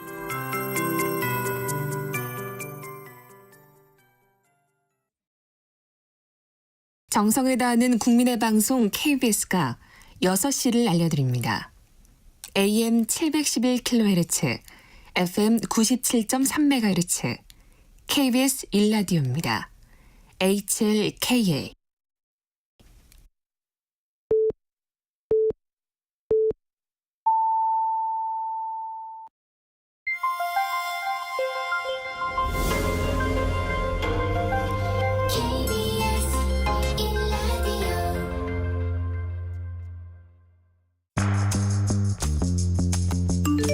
여러분은 지금 퇴근길 시사편지 한 장, KBS 1라디오 뉴스레터 K를 듣고 계십니다.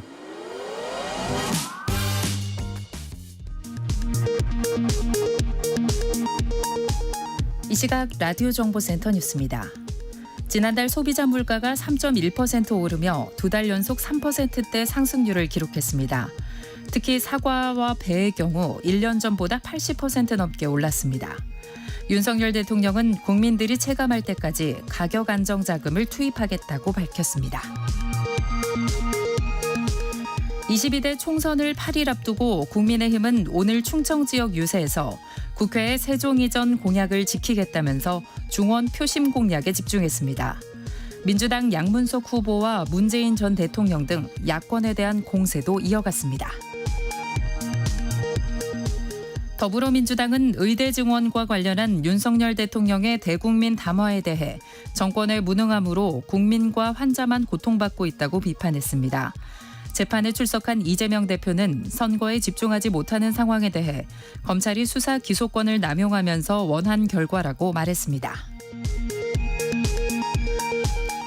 조국혁신당이 비례대표 후보만 출마한 정당에 대해 유세차, 마이크 사용, 공개 연설 등 선거운동을 제한하는 현행 공직선거법 위헌 여부를 판단받겠다며 헌법재판소에 헌법소원을 제기했습니다. 우파 중심 기용 등의 내용이 담긴 대외비 문건을 만들고 이에 따라 회사를 경영해왔다는 MBC 탐사보도 스트레이트의 보도와 관련해 KBS가 근거 없는 내용이라며 법적 대응을 예고했습니다. 지금까지 라디오 정보센터 뉴스 편유였습니다.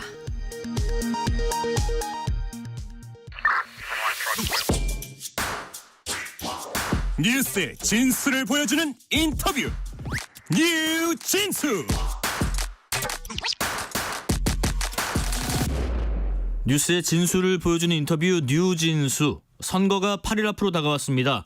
후보들마다 개성 있는 유세전을 펼치고 있는데요. 여기에 당 지도부나 유력 인사들이 지원 유세까지 나서면서 총력전입니다. 여권에서 선거를 지휘하면서 현장을 누비고 계신 분과 잠시 이야기 나눠보겠습니다. 국민의 미래 인요한 선거대책위원장 전화로 연결돼 있습니다. 위원장님 안녕하세요. 뉴스레터 K입니다. 네, 안녕하십니까. 예, 오늘 그 서울 강서에서 구로로 또 여의도에서 동대문으로 식사는 하셨어요. 이제 어디로 가세요? 방송하시고 나서. 오늘 GTX를 한번 타볼 겁니다. GTX요? 예. 오. 그래서 지금 네. 수서역에 와 있습니다. 수서역 계시군요. 예, 예. 지원 유세 다니시면서 무슨 말씀 제일 많이 하세요? 감사하다고 말을 많이 못해요. 선거법의 위반이니까 유세를 못하고 네. 그냥 왜 왔는지 아시죠? 그러면 다 웃어요, 사람들이. 후보들하고 같이 다니면서. 예. 예, 그렇게 좀 우회적으로 얘기하고. 예. 그리고 그냥 따뜻하게 악수하고. 네. 저는 전라도 완전 촌놈입니다. 그래서 그 시장, 특히 재래시장에 들어가면 아주 좋아요. 분위기가. 네. 예. 그냥 뭐 큰 대형마트 다니시는 것보다 전통시장이 더 마음에 드시나 보네요. 아이고. 100번 낫죠. 네. 자, 국민의 미래 선거대책위원장을 맡으신 게 지난달 23일입니다. 열흘 가까이 됐는데요. 그때 이제 자유민주주의와 시장경제라는 헌법 가치를 바탕으로 세심하고도 적극적으로 민심 속으로 들어가는 선거운동을 하겠다고 하셨는데 이게 지금 자유민주주의 또 시장경제는 대한민국 헌법의 기본 가치인데 이거를 2024년에 총선을 앞두고 강조해야 하는 이유가 뭔가요? 상대 방향에서 너무 이제 네거티브는 안 하고 싶지만 네. 상대 방향에서 너무 민주주의를 파괴하는 파퓰리즘 네.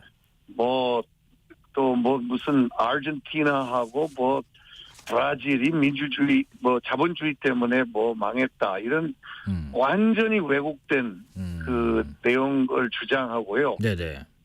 그리고 이제 사회주의적인 지금 자꾸 발언들을 하고 마치 우리가 파퓰리즘에서 세금이요. 예. 얼마나 말하자면 국민의 혈세란 말이에요. 네. 그거를 과자 나눠주듯이 나눠주고 그걸로 무슨 표를 얻으려고 그러고 25만 원씩 다 주겠다. 이런 것은 정말 위험한 발상입니다. 나라가 베네수엘라가 세계에서 석유 매장량이 2번째인데 네. 어떻게 됐어요? 우리가 원하는 나라는 일본, 미국, 또 서독 쪽 그런 나라들 서구라파 우리가 무슨 예. 러시아, 무슨 중국은 또 자본주의 때문에 성공한 거죠. 네네. 이런 나라를 우리가 원한가? 국민들한테 간절하게 호소한 거는 우리 잘못 많다. 우리 당 잘못한 것도 많고 정부가 그 어떤 때 세련되지 못한 이 정책들을 내놨는데 예. 우리는 그래도 바뀔 수 있다. 우리는 바뀔 수 있는 우리는 잘못을 시인할 수 있는 용기가 있다. 그리고 국민을 섬기고 싶다. 국민의 미래에도 평범한 사람이다. 네네. 우리는 평범한 사람들한테 기회를 좀 달라. 국회에 가서 한번 법도 만들고 한번 더 잘 사는. 예. 대한민국이 자원이 사람이에요. 예예. 사람을 제대로 일하고 무슨 탈원전 무슨 집값 올라가는 거 뭔가 지금 사실 물가도 다 전 정권이 잘못해서 우리가 이렇게 고통을 치르고 있죠. 네네. 그거를 이제 잘 수습하겠다 이런 말씀을 하시는 것 그렇죠. 같은데 예. 그러면 이제 민심 속에 들어가셔서 선거 운동을 쭉 지켜보시면서 또 해보시니까 현재 판세는 어떻게 그려지세요? 굉장히 언론에서는 아주 안 좋게 소름이 끼칠 정도로 우리가 100석밖에 못할 거다 이런 얘기도 하는데요. 예. 저는 언론과 여론조사도 100% 믿지 않고 네네. 지금 많이 반전이 되고 국민들이 냉정하게 지금 이제 다툼과 정쟁과 독단에 지쳤어요. 그래서 그냥 예를 들어서 조국 땅을 찍어버리겠다. 이런 국민들의 그 짜증스러운 이런 감성을 제가 충분히 이해를 해요. 네네. 그러나 대한민국 국민을요. 저는 늘 얘기하지만 하나님과 대한민국 국민을 믿어요. 투표소에 4월 10일 날 들어가면 잘 생각해서 올바른 선택할 거리라고 봅니다. 우리 국민이 그만큼 현명하다는 말씀이신 것 같고요. 아이고 대한민국 정말 만세입니다. 예. 대한민국을 저희 집안이 130년 전에 왔는데 네. 여기가 좋아서 살지 않습니까? 좋은 나라고. 예. 미국보다 훨씬 나은 게 많아요. 자, 위원장님 그러면 그래도 예. 참 짓궂은 질문 드릴게요. 지역하고 비례를 합쳐서 유권자들이 몇 석 정도 주실 것 같으세요? 저는 겸손하게 그냥 과반만 갔으면 좋겠다. 과반만. 이런 욕심이 네네. 그럼 그걸 비례만 봤을 때는 몇 번까지? 내 욕심 같아서는 네. 우리가 정말 지금 열심히 하고 있거든요. 예, 그래서 30석 이상 우리한테 다 줘도 좋겠어요. 제가 선대위원장이니까 예. 겸손하지만 욕심은 많습니다. 네. 그 선거 초반에요. 이재명 조국 심판론이 전면에 걸렸었는데 최근에는 일하게 좀 도와주십사 하는 호소로 전략이 좀 바뀌고 있는 것 같은데 실제 그렇게 하고 계신가요? 그러면요. 굉장히 비난을 많이 했고 비난을 마땅히 받아야 되고 야당 심판론을 해야 돼요. 그건 맞습니다. 그렇지만 이제 거기에 머무르 있으면 안 돼요. 우리가 어떻게 다르게 할 건가? 우리가 정말 바닷가 가서 제가 시장을 돌아다니 보니까 너무 어려워요. 그런데 시장에 있는 아주머니가 몇천 원, 몇만 원 버시는 아주머니가 무슨 정관 예우로 40만 원, 40억을 받는 1년에 그런 사람이 이해하겠어요? 사실은 선거는요. 네. 민주주의는요. 상식이에요. 요즘 그 야권에서는요 이번에는 속지 말자 이러면서 경계 목소리를 좀 내고 있던데 일하게 해달라 이런 목소리가 유권자분들에게 좀 호소력을 갖췄다고 보시는지 예전에는 왜 큰절하면서 퍼포먼스를 하기도 했었는데 뭔가 비슷한 기획을 갖고 계신지도 궁금해요. 겸손해야 돼요. 네. 겸손하고 국민 눈높이에 내려가야 돼요. 네. 그러나 그럼 무슨 큰절하고 그러면 국민들이 볼 때 가식으로 봐요. 그래서 그것도 조심해야 돼요. 네네네. 얼마든지 하라고 하면 땅바닥 길 수도 있어요. 나라를 위한 거면 못할 게 뭐가 있습니까? 네네네. 저는 다 할 준비가 돼 있고 네. 심지어 제가 그저께 일요일 날 기자회견 하면서 우리 국민의 미래 당원 후보들이 전부 다 이 자리도 국가만 다 잘 된다면 내놓을 준비가 돼 있다. 그런 절박한 심정이다. 이런 호소도 했어요. 네네. 우리는 우리 자신을 위해서 살지 않는다. 법을 피해 나가고 당도 개인의 당을 만들고 우리는 이견도 있고 의견도 많다. 네. 우리는 그걸 좀 좋게 봐주라. 우리 내부에서 갈등이 있는 것도 그 민주주의는 갈등이 있어야 돼요. 네네. 그 건강한 겁니다. 네네. 다른 의견은 또 존중해 줘야겠죠. 그러니까 이제 뭐든 할 수 있다지만 가식적인 오버액션은 하지 않겠다로 제가 이해를 하겠습니다. 그렇죠. 자 그러면 위원장님 이제 거대 야당 심판론이라는 거는 접은 건가요? 야당 심판을 해야죠. 야당이 뭘 했어요? 백두산에 가서 무슨 만세 부르고 내려와서 조금 있다가 연락사무소 폭파시키고 그게 성공한 정책이에요? 탈원전이 성공한 거예요? 네. 또 집값 이렇게 올라간 게 지금 우리 여당 잘못이에요? 한두 가지가 아니에요. 네네. 그다음에 도덕성 가지고 말이에요. 계속 실력 발휘하고 있잖아요. 불법 대출 최근 거는 의혹 받죠. 네.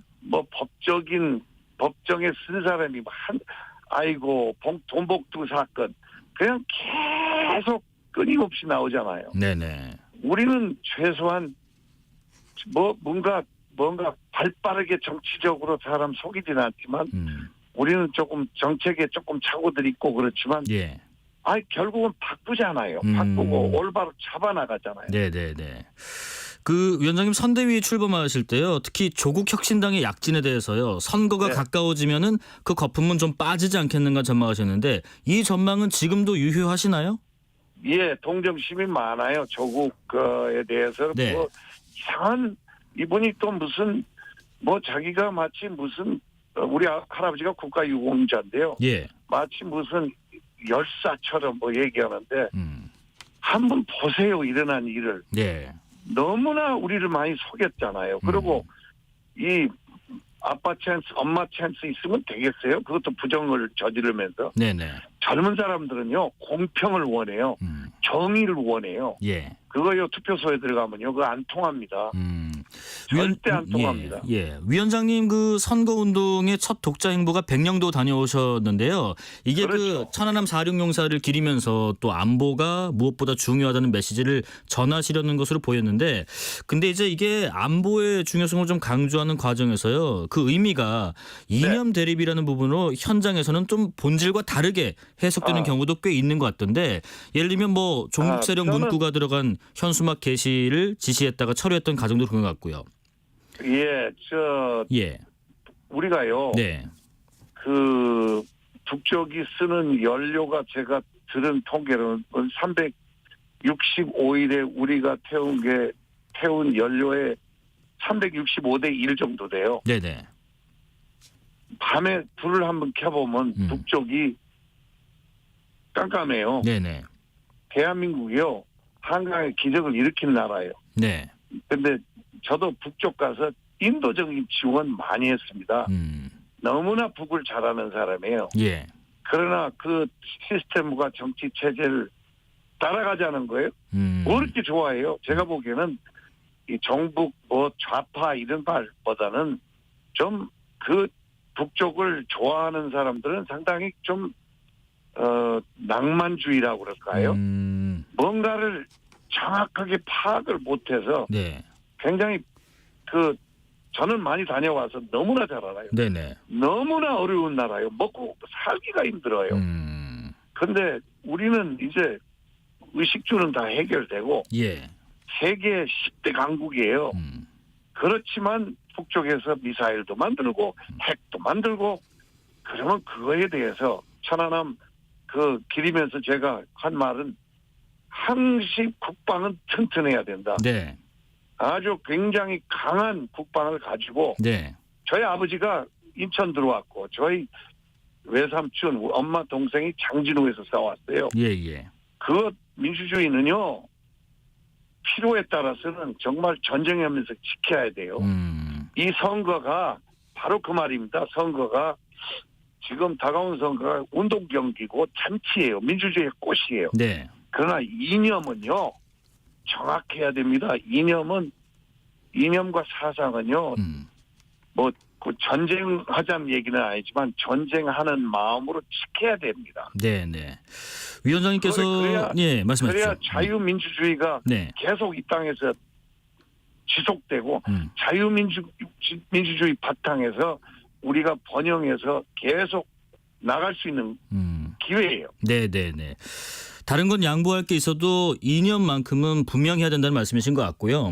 네. 위원장님께서는 윤 대통령에 대해서요. 실수와 잘못된 일이 있으면 방향을 다시 잡을 수 있는 용기가 있는 분이라고 평가하셨고 또 그러면요. 김건희 여사 특검법 관련해서는 다 지나간 일이고 마피아도 아이와 부인은 안 건드린다는 말씀을 하셨는데 제가 그 발언했다고 온통 난리인데요. 네네. 그 가족이 불법한 거하고 불법 행위를 한 거하고 법을 어긴 거하고 네네. 그다음에 법을 어기지도 않았는데 이것저것 트집 잡는 거하고 완전히 다른 얘기입니다. 네. 저는 거기에 언론이 너무 오래 머물러 있었어요. 이제 그만. 네. 이제 우리가 할 일 뭔가 정책이 뭔가 그다음에 이제 미국이 끝나면 트럼프가 될 가능성이 많아요. 우리는 맞서야 돼요. 예. 제가 거기에 기회 주시면 앞장서겠습니다. 예예. 제가 정말 한국 이익을 지키겠습니다. 네네. 우리가 뭐라고 그러나 그 비용 내는 거 있잖아요. 그 방위 분담금 네네네. 그것도 말이요. 우리는 이제 10대 강국이에요. 동등하게 돼야 되고 점차적으로 우리가 스위스처럼 강대국들 사이에 아주 강한 국가가 돼서 네. 우리 목소리를 내고 통일도 해야 되고 지금 할 일이 많아요. 네네. 근데 우리가 지금 무슨 뭐랄까 우리가 무슨 이상한 경제 정책을 따라서 무슨 포퓰리즘 해가지고 스스로 그냥 처박는 정책과 그 경제 계획을 가지고 베네수엘라나 이거 한순간이에요. 나라가 네네네. 위태로워진 거. 예예예. 저요 솔직히 3.1운동 신사참배 반대 우리 할아버지가 그거 했는데 또 우리 아버지 외삼촌 다 나라를 지켰는데 저는 이거 구경하고 있다가 돌아가는 형태를 보니까 안 되겠어요. 욕을 먹으면서 뛰어들었어요. 혁신위원장 했고. 예. 그다음에 또 피하려고 엄청 노력했는데 네네. 다시 또 뛰어들었고 그다음에 이제 이 국민의 미래 이 선대위원장을 또 용기 있게 하고 이제 의대 문제도 마찬가지예요. 의대 문제도 우리가 앉아서 이제 얘기해야 돼요. 그 대통령 담화에서 많은 가능성이 생겼잖아요. 네. 풀어서 대화로 이제 전공의들이 올 수 있어요. 2,000명 얘기도 절대적인 거 아니다라는 말씀도 나왔고. 네. 그러니까 이제 이거 앉아서 이거 정책의 문은 열려 있다 이렇게 말씀하셨어요. 정확하게. 네네. 그 위원장님 풀어나갑시다. 예예. 위원장님 지금 말씀하신 것처럼요. 어제 윤 대통령이 그런 대국민 담화를 보고 희망이 좀 생겼다고도 말씀하셨는데 네. 조금 전에는 대통령실에서 전공의들을 좀 만나서 대통령께서 직접 얘기를 듣고 싶어 한다 이런 입장까지 내놨거든요. 그러면 더욱 더 희망이 생긴 건가요? 그러면요. 예. 저도 전공의들한테 언론을 통해서 좀 가져와라. 나는 특사는 아니다. 나는 결정 권한은 없지만 나는 의사이기 때문에 내가 이 뜨거운 감자를 한번 잡아보겠다. 좀 같이 머리 맞대고 전공의들 빨리 돌아와야 돼요, 병원에. 예. 의사들 나쁜 사람 아니에요. 환자 사랑합니다. 환자에 대해서 희생합니다. 건강보험은 의사와 간호사에 의해서 성공했습니다. 네. 조금 고쳐나가야 됩니다. 이제 30년, 40년 됐는데 건강보험 제도 조금 개혁을 해야 됩니다. 예. 많은 의대 정원뿐만 아니라 많은 문제들이 깔려 있어요. 이거를 우리가 좋은 머리, 좋은 마음을 가지고 같이 해결해 나가야 돼요. 네네.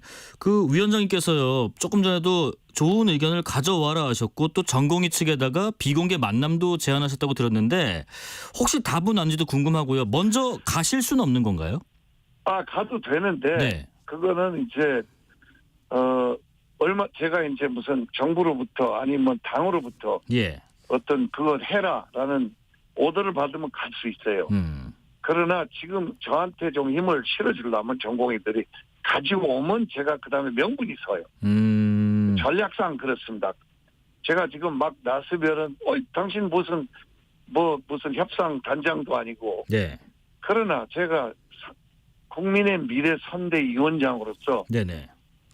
그 전공의들 그 자연스러운 거예요.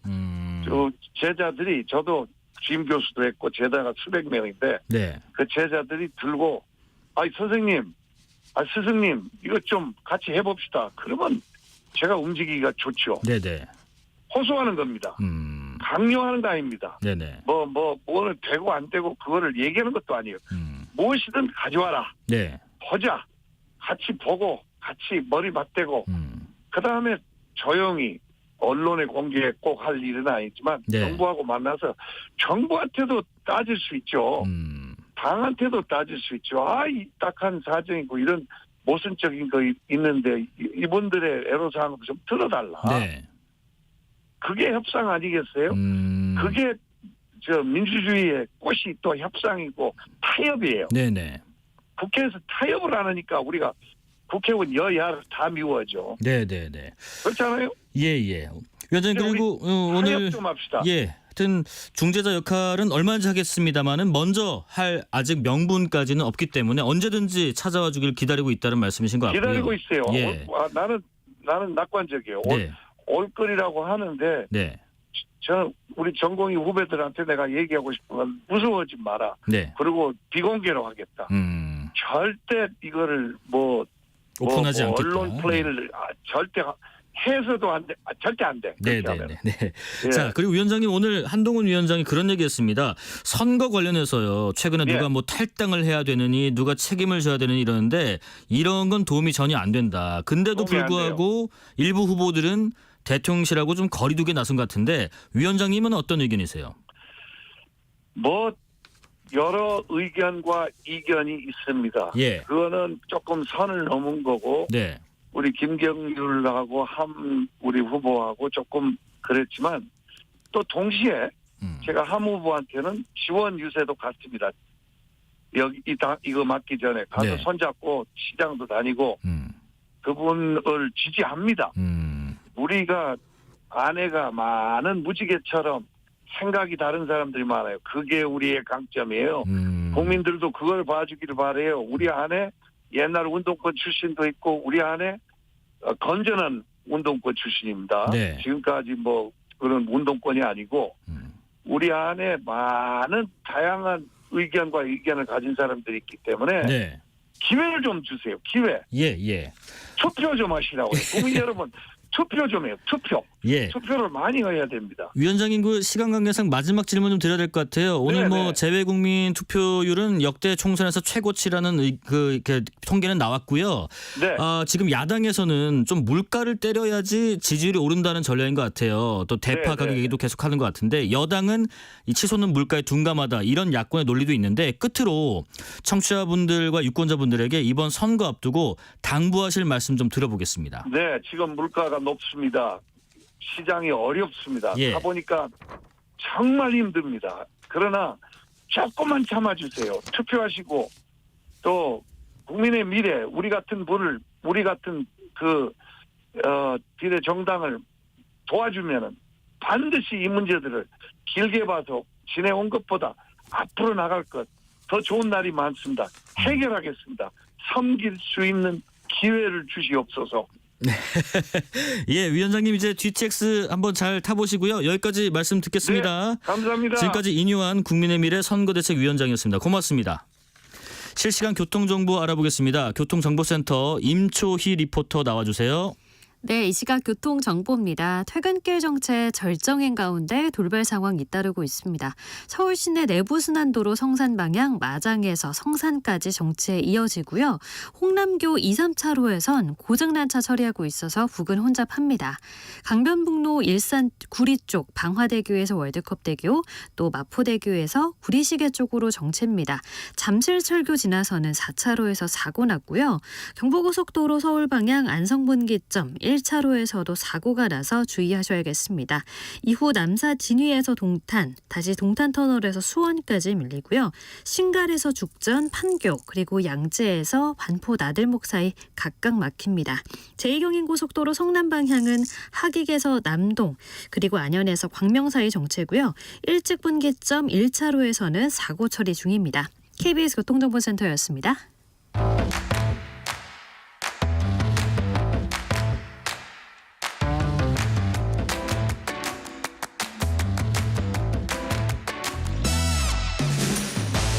파고 또 파고 골라서 엄선한 뉴스만 전해드립니다. 파파뉴 코너. 오늘은 특별히 과학계 소식을 전하는 과학 파파뉴 시간으로 준비했습니다. 과학계 소식을 전해주실 윤신영 얼룩소 에디터와 함께합니다. 안녕하십니까? 안녕하세요. 네, 오늘 2주 안에 또 준비해 주신 첫 번째 소식 뭔가 한번 들어보겠습니다. 첫 번째 소식은 뭐죠? 네, 최근 기술 산업계와 과학계가 모두 주목하고 있는 인공지능에 대한 소식입니다. 네. 그 인공지능의 능력을 더 확장하기 위해서 마이크로소프트와 오픈 AI가 초대형 AI 전용 데이터 센터를 구축하기로 했다고 지난달 29일 미국의 IT 전문지가 보도했습니다. 초대형 AI 전용 데이터 센터.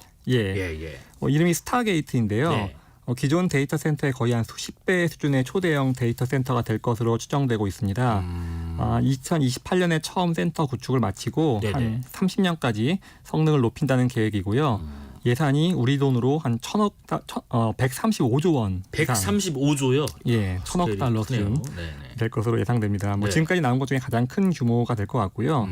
인간과 유사한 수준의 판단 능력을 지닌 범용 AI 개발을 앞당기려는 목적이라고 보고 있습니다. 아니 뭐 데이터 센터는 국내에서도 뭐 여러 곳에 뭐 각 기관별로 뭐 오픈을 하기도 하고 뭐 국외에서도 마찬가지인 것 같은데 이게 지금 초대형 AI 전용으로 만들어야 될 만큼 갑자기 크게 짓는다는 거는 왜 그런 건가요? 네, 그 AI 자체의 성능을 좀 비약적으로 발전시키기 위한 건데요. 예. 원래 데이터 센터는 AI에 필요한 연산과 정보 저장, 처리 이런 것들을 위한 하드웨어를 모아두는 곳입니다. 그렇죠. AI가 인공지능이라고 보통 이제 번역이 되다 보니까 언뜻 뭐 두뇌나 지능 이런 키워드하고 연결이 많이 되는데 네. 그래서 뭐 보통 그 연산하는 소프트웨어나 이런 쪽으로 좀 더 그 발전이 돼야 될 것 같아요. 하지만 실제로는 그 AI가 엄청난 연산을 해야 되기 때문에 하드웨어, 특히 반도체가 그렇죠. 굉장히 중요합니다. 현재는 동시에 여러 연산이 가능한 병렬 연산이라고 하는데 이런 쪽에 특화된 그 그래픽 처리 장치라고 하는 GPU라고 하는 그 장비를 이용해서 그 다수 확보해서 데이터 센터에 이렇게 넣어놓고 처리를 하는데요. 이 역할을 하는 곳이 데이터 센터입니다. 네네. 그 많은 AI 기업이 하드웨어의 성능과 효율을 높이려면은 결국은 이런 AI의 어떤 성능을 높여야지 AI의 성능을 높일 수 있다고 보고선 그럼 반도체가 되게 성능이 좋아야겠네요. 네, 네네. 좋아야 되고 굉장히 많아야 됩니다. 많아야 되고. 그래서 요번 같은 경우도 수십만 개의 그 반도체 칩을 갖다가 넣어가지고 칩대성에서 만드는데 보통 요즘 그 그래픽 처리 장치 GPU가 비싼 것들이 뭐 개당 한 수천만 원을 합니다. 그런 것이 수십만 개 들어가니까 굉장히 규모도 크고 예산도 많이 필요한 그런 지금 데이터 센터를 짓고 있는 겁니다. 그러다 보니까 1,000억 달러, 135조 원 수준일 것으로 예상이 되고 있고요. 이렇게 뭐 기술적인 어떤 노력들, 뭐 시설 증설도 많이 되고 있지만은 최근엔 또 AI의 뭐 어떤 환경 문제 이런 것도 제기가 되기 시작했는데 데이터 센터도 여기에 좀 일조한다 이런 이야기가 있나요? 네, 어떻게 본다면 가장 핵심적인 그 일조를 하고 있는데요. 네네. 여러 빅테크 기업들이 경쟁적으로 데이터 센터를 건설을 하고 있거든요. 그렇죠. 예를 들어서 오늘 뭐 이제 그 135조 1,000억 달러 규모를 이제 들으셨지만 사실 아마존도 최근에 거의 비슷한 그 시기에 발표한 게 있어요. 네. 1,500억 달러, 그러니까 1.5배 더 많은 데이터 센터에 투자하겠다는 계획을 발표했거든요. 네네. 뭐 기간은 좀 더 깁니다. 15년이니까요. 그리고 이제 아마존 같은 경우는 AI 전용이 아니고 이곳이 이제 클라우드 사업을 하는 곳이기 때문에 이제 클라우드용 데이터 센터를 만든다고 하고 있는데 예. 이렇게 이제 여러 기업들이 초대형 데이터 센터를 짓다 보니까 환경 문제가 부각이 되고 있습니다. 제가 뭐 이쪽에 뭐 문외한이긴 하지만 그래도 이렇게 시설 또 설비를 이렇게 증설하고 어마어마한 규모로 또 어떤 업체 한 업체만 하는 게 아니고 뭐 아마존도 마찬가지고 MS도 이렇게 하고 있으면은 굉장히 전기도 많이 들고 전력 생산하는데도 부하도 많이 걸릴 것 같기도 한데 실제 그런 부분도 좀 우려가 되나요? 맞습니다. 예. 그 데이터 센터가 뭐 생각해 보면 지구상에 몇 개 없을 것 같은데요. 이 전 세계에서 지금 사용하는 전력량의 1% 정도를 데이터 센터가 사용하고 있다는 그런 보도가 있어요. 네네. 이 정도면 상당히 많은 편이고요. AI 연산은 사실 이 중에서 일부일 텐데 네. 제가 최근에 일부 외신에서 좀 찾아가지고 좀 계산을 해보니까 한 5분의 1 정도, 20% 정도는 AI에 현재 사용되고 있는 걸로 추정이 되고 있어요. 네. 근데 문제는 이것이 지금 이제 뭐 스타게이트처럼 대규모 데이터 센터가 늘면서 비약적으로 늘 거라는 거죠. 그렇게 해가지고 아마도 현재 사용하고 있는 AI 연산용 전력 사용량을 능가하는 수준으로 늘어날 것으로 보이는데 네. 뭐 스타게이트만 보더라도 지금까지 만들고 있는 모든 AI 전력량을 수준으로 혼자서 그 데이터 센터 하나가 사용을 할 것으로 좀 추정이 되고 있어요. 네네. 또 물도 문제인데 물이요? 네. 물이 왜 문제인가요? 이 AI가 이제 연산할 때 반도체를 이용하니까 네. 열이 많이 발생을 합니다. 네, 식혀야 되는데 냉각수를 사용해야 되거든요. 네네. 뭐 여러 연구들이 있는데 2027년까지 AI 사용으로 사용되는 물이 뭐 영국 전체가 연간 소비하는 양의 절반 정도가 될 것이다. 그리고 계속 늘 것이다라는 얘기도 있고요. 네. 요즘 이제 그 AI 챗봇들 많이 사용하는데 네. 챗GPT 질문 몇 번 하면 사실 뭐 수십 번 정도는 금방 대화하잖아요. 뭐 그 정도만 사용해도 예. 우리 알고 있는 그 생수병 하나 정도는 그냥 다 없어집니다. 그래서 뭐 이렇게 물 수자원 낭비도 많이 되고 네네. 그 최근에는 일부 AI 기업들은 아예 데이터 센터를 이제 극지방의 바다에다 짓겠다 뭐 이런 계획을 발표할 정도로 많은 고민들을 하고 있습니다. 우리가 뭐 AI 환경에 대한 얘기를 뭐 좀 얼기설기 해보긴 했어도 이렇게 열을 냉각수로 시키는 문제, 또 수자원 문제, 또 전력이 이렇게 많이 드는 문제까지 생각해 보진 못했던 것 같은데 환경 문제도 AI의 어떤 고도화에 따라서 생각해 봄직한 부분인 것 같습니다. 자, 두 번째 주제는 과거 아주 오랜 옛날 우리 인류 뭐 시기로 좀 거슬러 올라가네요. 우리의 친척 인류 정도 또는 조상에 대한 이야기인데 뭐 호모사피엔스 뭐 이런 것들 네안데르탈인 이런 것들 많이 옛날에 공부하고 있었는데 관련된 이야기인가 보네요. 네, 맞습니다. 우리 인류를 이제 현생 인류 호모사피엔스라고 보통 부르잖아요. 네. 근데 우리가 지금은 우리밖에 없지만 과거에는 우리와 비슷한 친척 인류가 굉장히 많았거든요. 크로마뇽 네안데르탈 뭐 그런가요? 네. 뭐 굉장히 많이 있었는데 그 중에서 가장 가까운 친척 인류를 꼽자면은 네안데르탈이거든요. 네, 시기도 가장 가깝고 우리와 가장 비슷했고 공존하기도 했고요. 한 수십만 년 전 유럽에서 많이 살던 구석기인인데 실제로 공존하면서 현생 인류와 피를 섞어가지고 지금 우리 몸 안에도 네안데르탈인 유전자가 한 2에서 4% 정도는 섞여 있어요. 어떻게 보면 우리의 먼 조상이기도 한데요. 그러네요. 그동안 네안데르탈인에 대해서 아무래도 이제 멸종한 인류니까 현생 인류보다 뭐 지적인 능력이나 신체적인 능력이 좀 떨어질 것이다. 문화를 정교하게 발전시키지 못했을 것이다라는 추정이 많이 있었는데 최근에 그런 편견을 깨주는 발견이 나왔습니다. 뭔가요? 네, 이거 바로 어제 공개된 연구인데요. 네안데르탈린이 굉장히 정교한 솜씨를 지닌 목수였을 가능성이 제기가 됐습니다. 정교한 솜씨를 지닌 목수요? 네안데르탈린이요? 예. 그러면은 나무로 도구를 실제로 만들었다는 건데요. 네, 맞습니다. 그 독일 북부의 한 탄광 지역에서 벌써 한 30년 전인데 180개 이상의 그 목재 유물이 발견된 적이 있어요.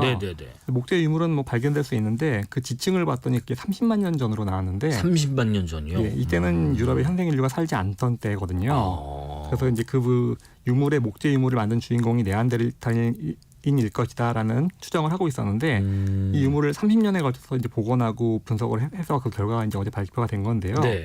그 중에서 최소 50개는 굉장히 정교하게 나무를 깎아 만든 무기 무기를 만들었어요. 예, 창이거나 아니면 뭐 던지는 투석기 같은 걸로 밝혀졌고요. 또 가정에서 사용하는 여러 가지 이제 뭐 송곳이라든가 네. 또 그릇이라든가 이런 것도 굉장히 정교하게 만들었다는 것이 밝혀졌습니다. 30만 년 전은 유럽에는 현생 인류가 살기 전이었고 그렇다면 네안데르탈인이었을 걸로 추정되는데 그들이 만들었던 게 사냥 도구였다. 근데 구석기인이 이제 단단한 돌로 도구를 만들 수 있었을 텐데 나무로 도구를 만든 게 왜 특이한 거예요?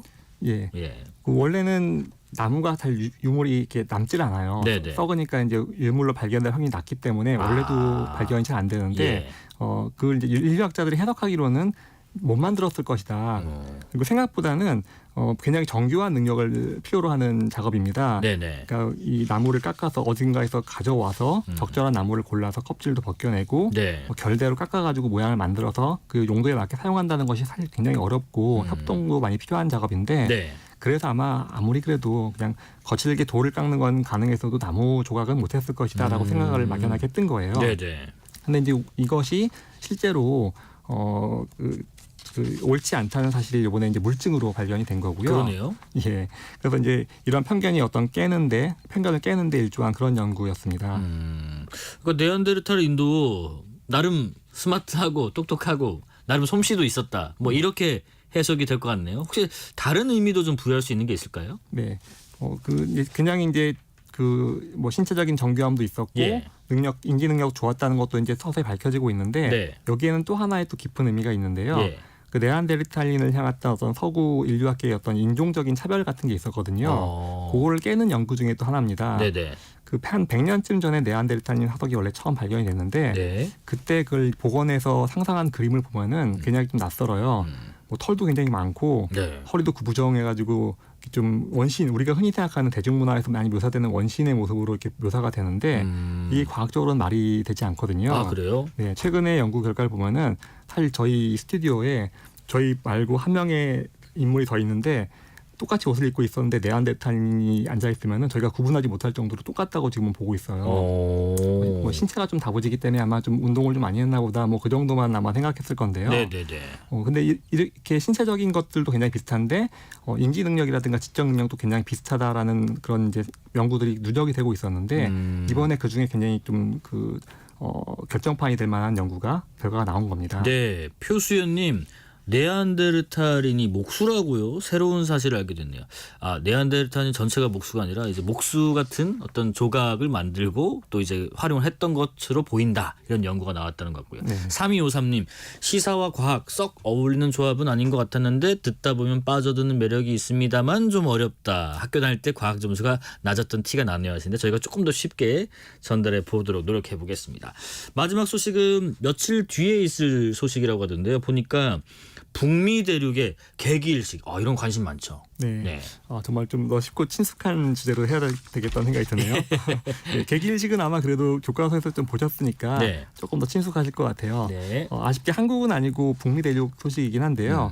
8일 날 현지 시간으로 8일 한국 시간으로는 아마 9일 좀 이른 시간이 될 텐데요. 멕시코와 미국 한복판을 가로지르는 개기일식이 이제 진행됩니다. 그래서 전 세계 천문학자와 천체 사진가들, 뭐 과학 애호가들이 굉장히 지금 기대를 많이 하고 있는데요. 개기일식은 달이 태양과 지구 사이를 지나면서 태양을 이제 가리는 현상이잖아요. 그 중에서 태양을 아주 꽉 차게 가리면 그게 개기일식이거든요. 이게 좀 재미있습니다. 특히 그 달 그림자가 본 그림자가 들이오는 지역에 가면은 전 세계가 순간적으로 몇 분 동안 완전히 깜깜해진다고 그래요. 그래서 아마 국내 아시는 분들 많이 계실 텐데 그 휴머노이드 로봇 휴보를 만든 기계공학자이자 천체사진가인 오주노 카이스트 교수가 굉장한 이 천체사진 애호가신데 개기일식이 있으면 항상 가서 촬영을 하시는데 그분 묘사가 저는 굉장히 시적이라고 생각하는데 뭐예요? 그 순간이 딱 되면은 세상의 마지막 촛불이 꺼지는 느낌이 든대요. 그 정도로 깜깜해진다고 합니다. 그래서 이공계 쪽의 교수님의 문과적인 이런 비유, 세상의 마지막 촛불이 꺼지는 순간, 이게 또 장관이기도 하지만은 그만큼 좀 무섭다 이렇게 느껴지기도 할 것 같은데. 과거에는 이 개기일식이라는 게 굉장히 무서운 현상 아니었습니까? 그렇죠. 예. 뭐 굉장히 아마 종교적으로 해석하는 예. 그 문화권도 많이 있었을 거고요. 네네. 뭐 세상에 뭐 태양과 빛이 사라지는 현상이니까 일시적이나마 굉장히 큰 그 뭐 징벌 같은 걸로 느끼는 문화권도 많았던 것 맞아요. 같아요.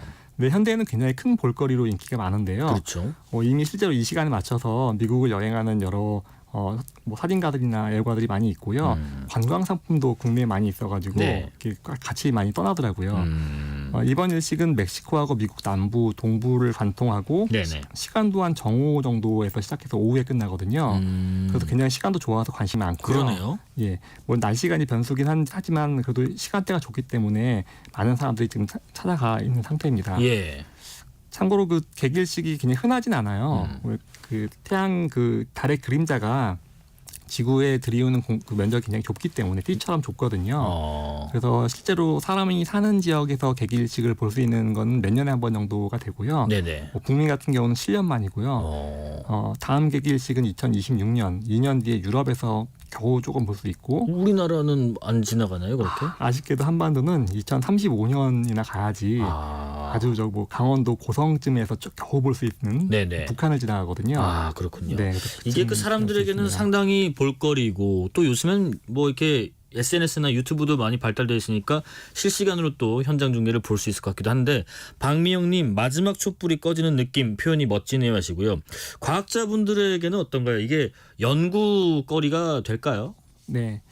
뭐 언뜻 생각하면 일식이 흔한 현상이라고 볼 수 있으니까 예. 물론 몇 년에 한 번이라고 하지만 그래도 과학자들이 관찰할 수 있는 기회로는 적지 않거든요. 네네. 하지만 이때만 연구할 수 있는 게 또 있어요. 그래요? 네.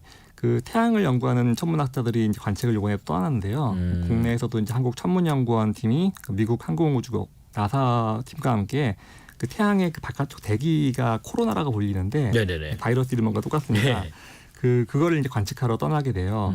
여기에는 지금 그 현대 과학으로 설명하지 못하는 우리 가장 친숙한 태양인데도 불구하고 못 풀고 있는 문제가 몇 가지가 있는데 예.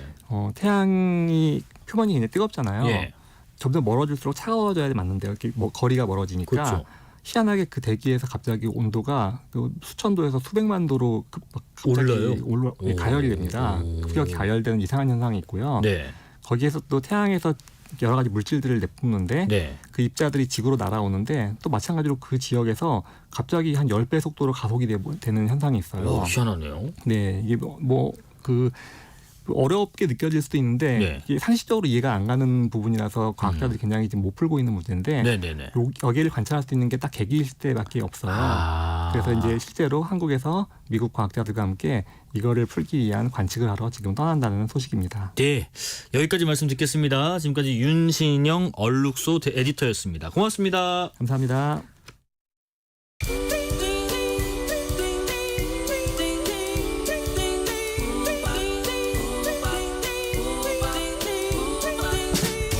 오늘 하루 뉴스를 정리해주는 다정한 편지 한 통. KBS 1라디오 뉴스레터 K.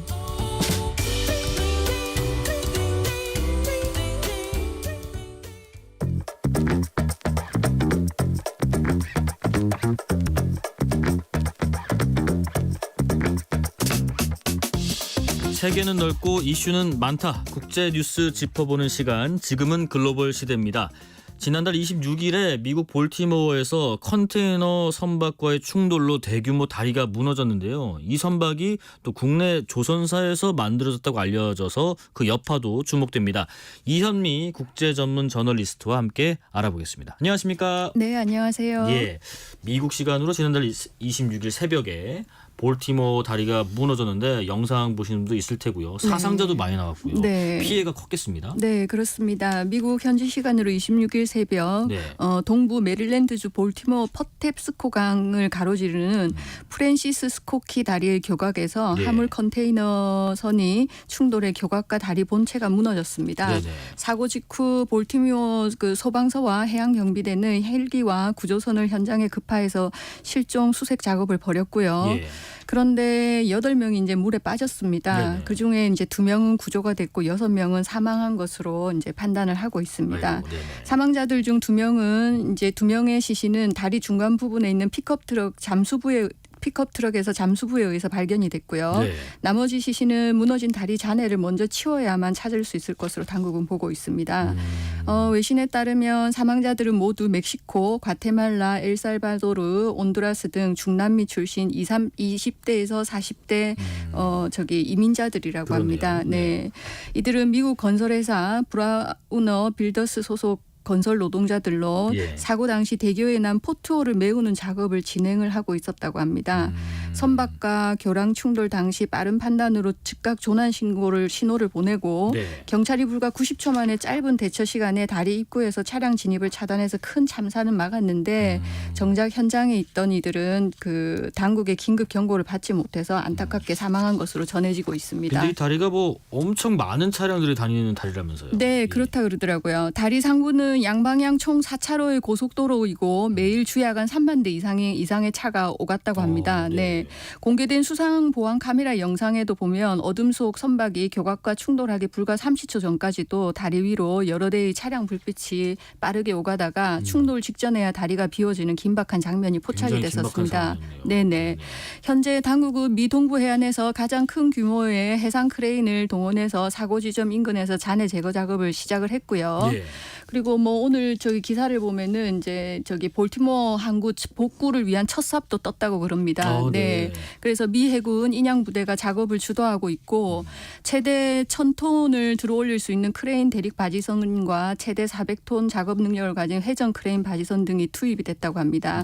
그 CNN 등 외신의 보도를 보면은 충돌한 선박 위에 무너진 다리 잔해들이 이제 널려 있는 것을 볼 수 있고요. 당국은 이 잔해들의 무게가 한 4,000톤 정도 되는 것으로 이제 파악을 하고 있습니다. 그렇군요. 네, 사고 선박에는 도선사 2명과 함께 21명의 선원이 아직도 타고 있다고 합니다. 선원 21명 중 20명은 인도 출신이고요.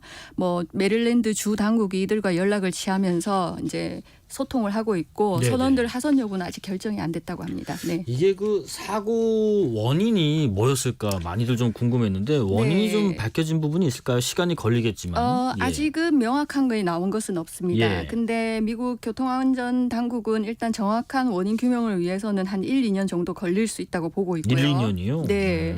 그래서 미 당국은 사고 선적인 화물선 달리호의 선장과 1등 항해사, 수석 기관사 등을 현재 조사 중입니다. 또 화물선에 선적된 화물 목록을 확보했고 항해 데이터 기록 장치도 회수했다고 합니다. 이게 이제 통상적으로 블랙박스를 확인하는 과정으로 보시면 된다고 그러고요. 미국 당국은 사고 선박이 볼티모어 항에서 그 다리와 충돌하기 전인 26일 0시부터 오전 6시까지 총 6시간 분량의 항해 데이터를 확보했다고 그러고요.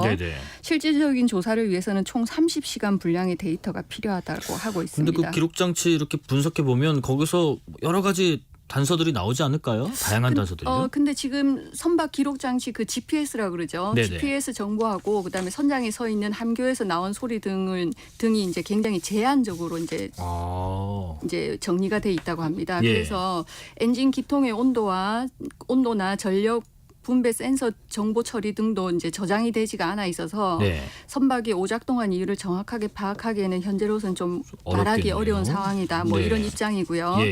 그런데 사고 선박인 달리오는 지난해 6월 칠레 산 안토니오 항구 검사에서도 시스템 결합이 한번 확인이 됐었다고 합니다. 문제가 있었네요. 네, 당시에 이제 검사관들이 이제 추진 및 보조 기계와 관련된 것으로 이제 분류된 문제를 발견했다. 뭐 이렇게 얘기를 했다 그러더라고요. 근데 이제 추진과 보조 기계는 선박 엔진 작동하고 그다음에 운항과 관련된 부분이 있어서 이게 이제 달리호 같은 경우도 교량과 충돌하기 전에 동력을 이제 잃었다라는 이제 보고를 했었고 싱가포르 항만청도 그렇게 보고받은 거를 이제 달리호 운용사인 시너지 머린 그룹으로부터 그 소식을 받았다고 하더라고요. 그래서 이제 추진력 상실로 인해서 선박이 방향을 유지하지 못하고 교량하고 충돌을 한 게 요 원인 때문인지 즉 결국 지난번에 작년에 이제 검사를 했던 시스템 결함이 이 사고와 연관이 있는지를 조금 주목해서 봐야 될 것 같습니다. 그런데 또 그런 얘기도 있어요. 이게 뭐 선박도 이런저런 문제가 있었던 것 같지만은 다리가 되게 오래됐다. 이런 것도 원인 중에 하나다. 그런 지적도 있잖아요. 네, 그렇습니다. 전문가들은 사고 다리가 1977년에 완공된 노후 교량인 점에 주목을 하고 있습니다. 화물선은 갈수록 규모가 커지고 현대화되어 가고 있는데 다리는 수십 년 전 상태 그대로였을 가능성을 지적을 하는 건데요. 특히 최근에 만들어진 다리는 돌핀이라고 하는 시스템이 있나 봐요. 네. 그 대형 콘크리트 구조물 밑에 다리 밑에 교반을 이제 밑바닥에 교반을 보호할 목적으로 사용을 하고 있는 시스템이라고 합니다. 네네. 그래서 이번처럼 이제 사고가 발생을 하면 다리 붕괴를 막을 수 있는데 이제 수십 년 전에 지어진 다리는 그렇지가 않다는 거 하는 거고요. 그 미국에서 이렇듯 그 인프라 노후화는 아주 고질적인 문제로 꽤 오랫동안 지적이 되어 왔었습니다. 네네네. 미 전역에 61만 7천 개의 크고 작은 교량이 있고 이 중 10분의 1이 이미 손상 정도가 심각하다고 하고요. 네. 다리뿐만 아니라 철로, 고속도로, 댐 등 필수 인프라가 제대로 관리가 되지 않고 있다는 지적이 네. 많이 있었고요. 그런데 그 다리가 어쨌든 지금 무너진 상태에서 이걸 다시 짓는데 네. 굉장히 많은 시간 또 비용도 들 것 같아요. 네, 그렇습니다. 뭐 오늘 아까 말씀드렸지만 복구하기 위한 첫 삽을 떴고 네. 그리고 일부 뭐 저기 제한을 좀 선박 통행을 재개를 했다고는 하는데 전문가들은 다리 재건 기간이 좀 입장 차이가 있는데 적게는 2년 그리고 5년, 7년, 10년까지 의견을 다양하게 내놓고 10년까지요? 있습니다. 네. 잔해를 제거하는데 얼마나 시간이 소요되고 그리고 어떤 디자인으로 건설할 것이냐 뭐 이런 문제가 뭐에 따라서 이제 달라지는 것 같습니다. 돈은 얼마나 든답니까? 돈이 많이 드네요. 예. 보니까 비용도 상당히 드는데 미국 당국은 현재 최소 20억 달러 우리 돈으로 한 2조 7천억 원 됩니다. 다리 하나 2조 7천억이요? 네네. 그 정도로 이제 분석을 하고 있고요. 미국 교통안전당국은 복구 작업을 위해서 이미 긴급 자금 6천만 달러 우리 돈으로 한 809억 원 정도를 승인을 했습니다. 예. 이 자금은 다리의 응급 수리, 설계, 재건을 위한 주정부의 초기 비용 계약금으로 사용이 되고요. 예. 사업이 진행됨에 따라서 추가 지원, 자금 지원도 불가피할 것으로 보입니다. 그래서 뭐 일각에서는 연방 정부가 부담할 예정인 교량 재건 사업 비용은 총 6억 달러, 우리 돈으로 한 8천억 원 정도라고 이제 추산하고도 이 있습니다. 다리 재건하는데 이렇게 뭐 한 20억 달러 한 2조 넘게 필요하다 보니까 당연히 지금 이게 그럼 이거 보험금은 얼마나 드는 거야? 엄청날 텐데 보험사들도 굉장히 애가 타겠습니다. 네, 그런 예. 것 같습니다. 아직 명확한 보험액을 추정하기는 이른데 예. 보험사들이 많게는 5조 원 이상 지급해야 한다는 우려가 나오고 있습니다. 볼티모어 항이라는 게 이제 작년 처리량 기준으로 미국 9위인 주요 수출이 항이고 사고로 인해 자동차를 비롯한 화물 물류에 지장이 생기고 있기 때문이다. 미국 내에서 9위에 달할 정도로 그 물동량이 많나 보네요. 그렇죠. 네. 그래서 이제 항만 봉쇄 기간 및 사업 지장에 대한 보상 성격에 따라 다르겠지만 네네. 대략 20억에서 40억, 우리 돈으로 하면은 약 2조 7천억에서 5조 4천억까지 예. 뭐 전망까지 나오고 있고요. 네네. 그 사고 선박의 보험사인 브리타니아 P&I 클럽은 선박인 관리인과 관계 당국하고 사실 확인과 그리고 대응 뭐 등을 논의 중이라고 합니다. 네. 지금 말씀하신 것처럼 이게 작년 처리량 기준으로도 미국에서도 9위 안에 드는 주요 네. 수출입 항이고 또 네. 이 사고 때문에 뭐 자동차, 네. 화물, 물류 여기에도 지장이 많다고 하면은 이 다리가 그냥 무너졌다 이 피해뿐만 아니라 어떻게 네. 보면은 뭐 지역 사회 어떤 일자리랄지 네. 지금 또 물류 대란할지 이런 2차 피해도 당연히 우려가 되겠네요. 2차 피해도 우려가 좀 되고 있죠. 네네. 그 이제 메릴랜드 주 당국은 일단 사고 발생 후에 항구를 무기한 운행을 중단하겠다라고 했는데 어쨌든 오늘 첫 삽을 떠서 네. 일부 운행을 재개를 했으니까 그 상황은 조금 봐야 될 것 같고요. 네네. 근데 문제는 이제 지금 오늘 상황을 보면은 임시 수로를 열어서 제한적으로 선박을 통행을 재개를 했다는 거거든요. 그러면은 이제 갇혀 있던 일부 예인선하고 바지선이 이제 빠져나올 수 있었다는 건데 예. 문제는 볼티모어 항이 주로 취급하는 자동차와 기계 예. 등 이제 대형 화물선이 오가는 데까지는 또 시간이 걸릴 거고 그렇게 하면은 당초 예상을 했던 뭐 짧게는 5월까지 예. 길게는 한 6개월간 중단될 가능성도 뭐 조금 지켜봐야 될 것 같습니다. 이 볼티모어항 자체가 네. 미국 내에서 차지하는 비중이 굉장히 큰가 보네요. 네, 굉장히 크고 그 미국 동부의 주요 수출입 항이라고 보시면 될 것 같고요. 네. 그리고 이제 대서양과 미국을 연결하는 주요 관문입니다. 그래서 뭐 작년 한 해만 해도 5,200만 톤의 국제 화물을 처리를 했고요. 네네네. 그리고 금액으로 따지면 이게 8억 달러, 우리 돈으로 약 107조 원에 달합니다. 800억 달러. 800억 달러. 예. 석탄, 액화 천연가스, 폐지, 고철, 자동차를 주로 수출을 하고 네. 자동차, 소금이나 소금 제지, 석고, 합판 등을 주로 수입을 하고 있습니다. 앞서 말씀드린 대로 자동차 소형 트럭 84만 7천여 대를 작년에 취급을 했고요. 네. 13년 연속으로 이제 미국에서 항구 중에서는 이제 가장 많은 양을 처리를 한 것으로 그렇게 보입니다. 그러니까 저희가 앞서 오프닝 때 말씀드린 것처럼 이게 지금 우리나라 기업이죠. 이번 사고와 관련해서 좀 긴장하고 있다. 이런 이야기가 나오는데 잠깐 설명해 주실까요? 네, 그 이유가 이제 사고 선박인 싱가포르 소속 달리오가 네. 이제 현대중공업이 이제 건조를 해서 소속은 싱가포르인데 만든 게 현대중공업이군요. 네. 네. 그 현대중공업이 달리오를 울산 조선소에서 건조를 해서 2015년에 발주처에 인도를 했다고 합니다. 그리고 추진용 메인 엔진과 발전용 보조 엔진 모두 이제 현대중공업에서 제작을 했고요. 이 중공업 측은 해당 선박이 2015년 운항을 시작한 뒤에 8년 동안 큰 문제가 없었던 만큼 선박 자체 결함은 없었다고 지금 보고 있습니다. 인도 후에 1, 2년 동안 유지되는 선박과 엔진의 보증 기간도 이제 끝난 상태고요.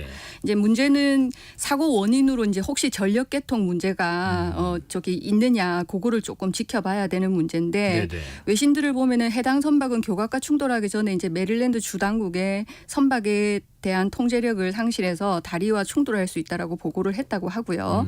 선박 통제력 상실의 주요 원인 중에 하나로는 이제 전력 개통 문제가 거론이 되곤 된다고 합니다.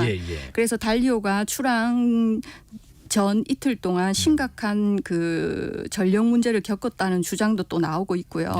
그래서 혹시라도 뭐 요 부분이 문제가 되지 않나 조금 봐야 될 것 같고 그런데 달리오가 쓰인 이제 함선 엔진 모델은 그동안에 여러 컨테이너에서 힘센 엔진 모델 그거는 여러 컨테이너선에 설치됐기 때문에 뭐 크게 문제가 되겠느냐 뭐 이런 입장이네요. 어쨌든 지금 사고 선박 선적국인 싱가포르는 자체 조사에 착수했고 조 바이든 미 대통령도 이번 주에 이 현장을 찬다고 하기 때문에 정상화가 예상보다 좀 빨리 진행될 수 있을지 좀 지켜봐야겠습니다. 자, 여기까지 말씀 듣겠습니다. 지금까지 이현미 국제전문 저널리스트와 이야기 나눴습니다. 고맙습니다. 네, 감사합니다.